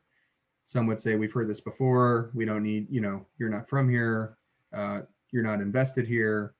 So what we found is that we had to go there. We had to have a consistent presence in those communities. We had to meet face to face with these mayors. And then we had to stay there. We had to either stay for an extended period of time. We had to hear from the community. We had to check back in. So it wasn't just these kind of like large scale moves with a gigantic Sharpie. It was a kind of very acupunctural, very site specific, place oriented design kind of set of interventions. Does that make sense? So that was a really critical lesson that we saw in real time. That we had to overcome in a lot of circumstances. Thank you, Ryan. I think we'll have to close the conversation, but what you brought up was also made me think that apps and technology is open source and open to the world, and anybody can access anything. A person in the Philippines can access my app that I've created in the United States. But really, how do you develop apps and technology that are also very local? Right, and site specific, and so that I think is an important challenge as well. So, Rob, if you can do the honors for our last speaker. Sure. So we, to conclude, we have closing remarks from Herman Qualls van Ufford, who's from the Council General of the Kingdom of the Netherlands here in New York, and his wisdom through a country who's had centuries of dealing with a lot of these problems that we've gone through listening to today. And he has a little final remarks entitled "Building with Nature for a Resilient Society." So I'll let Herman take it from here. Thank you so much. I'm delighted to be joining you today in this great discussion. There's such an amazing wealth of ideas and solutions and such a wonderful conversation. So I'm really very honored to be participating today. We've been drawing on examples of experiences of relief, reconstruction, and resiliency from North America to the Caribbean and from Europe. So many other places around the globe. In diverse societies, we have to enter these conversations with an awareness, we feel, that future-proof solutions are not replicable. Rather, they must be adaptations of approaches taken in other places and informed by local knowledge, expertise, and insights. And that is proven so clearly this morning. Coming from a country that has faced its share of catastrophe and a number of natural disasters during the 20th century, I'd like to share some of what I've learned through three perspectives. First, the planet is the responsibility of us all. We all have to learn to live and to build with nature. For those of us who haven't visited my country yet, let me tell you a little about the Netherlands. We're a country of 17 million people, roughly the size of a third of New York State, of which 60% is prone to floods and 30% is below sea level. Our country is basically a huge delta. This is a considerable vulnerability, of course, in particular bearing in mind that most of our economic output actually is produced in this area below sea level. So how do we sustain this? As a country, we're still learning about the best, most sustainable ways of doing this. We are always adapting. The Dutch have long pursued resilience through living with nature and building with nature. Like New Orleans after Katrina, like New York after Sandy, this has influenced our entire way of life, our culture, our science, and our economy. We bike instead of drive, perhaps more than in other places. We're accelerating renewable energy, including geothermal. and offshore wind as we phase out from natural gas. We're trying to create a complete energy transition to clean power so that we can reduce the threat of climate change by reducing our greenhouse gas emissions. The second perspective, and the core of building with nature, is forward-thinking design. We've seen and heard some examples of integrated design from this morning's program. New resilient housing developments shared by the Enterprise Foundation, new energy supply and distribution via the microgrid projects in Puerto Rico. There are many new approaches taking place in New York, in New Orleans after the flood, as well as preventative strategies being developed in cities such as Boston. Dutch knowledge institutes, companies, and consultancies such as Daltaris, Arcadis, and One Architecture are instrumental in developing and adapting these approaches. In the Netherlands, in response to major floods from the sea over the course of the 20th century I mentioned, we created a comprehensive Delta program to better prepare us for the certain risk we face from the North Sea. We thought we were prepared.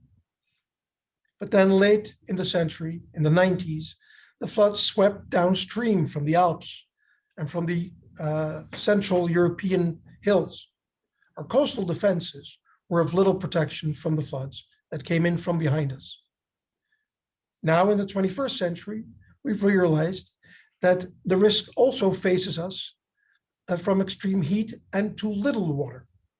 Our cities are protected by infrastructure, including dikes, berms, and pumps that are meant to pump water away from the urbanized areas and into the water storage areas called polders. However, during the summer of 18, we had to reverse many of those pumps. Instead of sending water out, we had to bring water back up into the canals within the surrounding cities. We did this for two reasons. One was to maintain navigation, as our network of canals and rivers are key arteries for commerce between the Netherlands and the surrounding countries. But perhaps more interestingly, the other reason is that we had to protect the structural integrity of our defenses. We need water in the ground in order to protect and support our ground-based and underground infrastructure. The government-led Delta program we've developed over and adapted over the last 60 years currently relies on three elements: a Delta plan that includes a spatial strategy, as well as a set of priorities that we're updating currently every 5 years. Secondly, a plan that relies on a fund, which is a dedicated budget line from the national budget. It currently funds 1 billion in projects every year. And lastly, we have a Delta commissioner who leads the program. This person is dedicated to keeping the plan up to date and top of mind in the country. We know that the success of the Delta plan isn't just about how the plan will work in an engineering or structural sense. As a people, we love our landscape. We want these public works to be effective and attractive. The Delta plan also has to incorporate, therefore, other beneficial functions for people, such as mobility, transport, as well as for nature, such as habitat and wildlife areas to protect and improve biodiversity. My third and final perspective is that as a country, we have to constantly invest and try to improve social resilience. Through over 800 years of managing water and reducing flood risk, we've learned that physical resilience only won't save us from the challenges ahead. So how do we improve social resilience? For instance, by developing new neighborhoods in places like Rotterdam. These are resilient, sustainable housing developments that serve all strata of the income spectrum, serving Dutch natives and immigrants too. Laura Schunen alluded to the importance of this issue earlier at the start of this symposium. We knew that won't be resilient as a society if we don't invest in housing and sustainability for all people at every social level.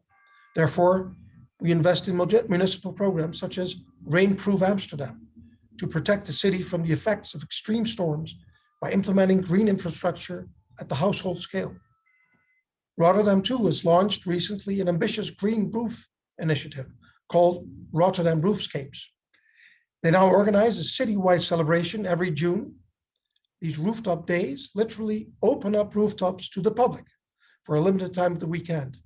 And by creating access to people to see these spaces, they encourage and educate property owners and city dwellers to retrofit and create new green roof installations. These rooftop spaces create new green space, reduce the urban heat island effect, and offer new habitat to nature. Together, these incremental steps help increase our collective capacity. By publicly supporting and investing in social resilience, we expand our capability to realize physical resilience. This continuous investment helps to create momentum and even new institutions, including the new Global Center on Climate Adaptation, which was launched in Rotterdam just over a year ago. We're constantly learning. We know others are also contending with not necessarily the same, but similar environmental risks and uncertainties. We have a special ambassador working in this field. Some of you may have met Henk Ovink, the Netherlands' first special envoy for international water affairs. Henk advised President Obama's administration on the recovery after Superstorm Sandy. Sharing experience and ideas is an important function we can all serve. This month, our embassy in Washington launched a resilience guide, Adaptation for All, developed with the American Flood Coalition and Dutch company Arcadis. Looking ahead, we know that the solutions we need won't come just from engineers or architects or scientists or policymakers. The solutions will come from the whole of society, living in, around, and with the water. Therefore, everyone needs to be engaged in some way with these processes. This is what brings us together all today, a knowledge that we must increase our own resilience and that of our institutions by sharing experiences and learning more how we and those who come after us can adapt. The stage is being reset in 2021 this year, especially in cities, for instance, like New York and Boston. Municipal elections usher in new mayors who will enter office with a lot on their plate. The new leadership will need ideas, energy, engagement by all of us to help address these complex challenges. We cannot simply teach it or build it. We have to seed it, plant it, grow it, so that future generations may enjoy a more bountiful harvest of health and prosperity. Let me now close by thanking you all for participating in today's program and tomorrow's. Thank you, Farzana, for inviting us today.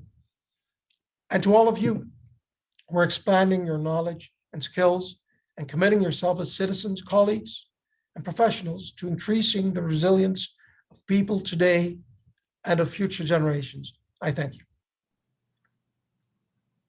Thank you, Herman. That was phenomenal. You couldn't have said it better. And so I think it's an inspiration to us all of the wonderful work that your country displays for the world to see, but also just the call for every single one of us to do our part in our own way, with our own disciplinary knowledge and with our own activism to really play a part to meet the new challenges of our world. So thank you, Herman, I appreciate that. So with that, I'd like to close this phenomenal conference. We've had a wonderful set of speakers. I want to thank all of the speakers that have spoken today, as well as my colleagues, Jim Martinez and Robert Cody, for co-leading this effort with me and organizing this. The conversations have been phenomenal, and I hope that you will all join us for day 2 of the R-Cubed initiative. It's a workshop, participatory workshop tomorrow from 9 a.m. to 5 p.m. Eastern time, where you will all be invited to work within a team of diverse professionals, community stakeholders, and students on mock disaster scenarios that will test drive a tool that we've also been developing on our end. So we hope you'll join us. If you can't join us for the entirety of the day, we welcome you to join us for a conversation from 3 p.m. to 5 p.m. tomorrow that will come out of this workshop. So appreciate your time, and thanks again for everyone for making this a wonderful event. Thank you.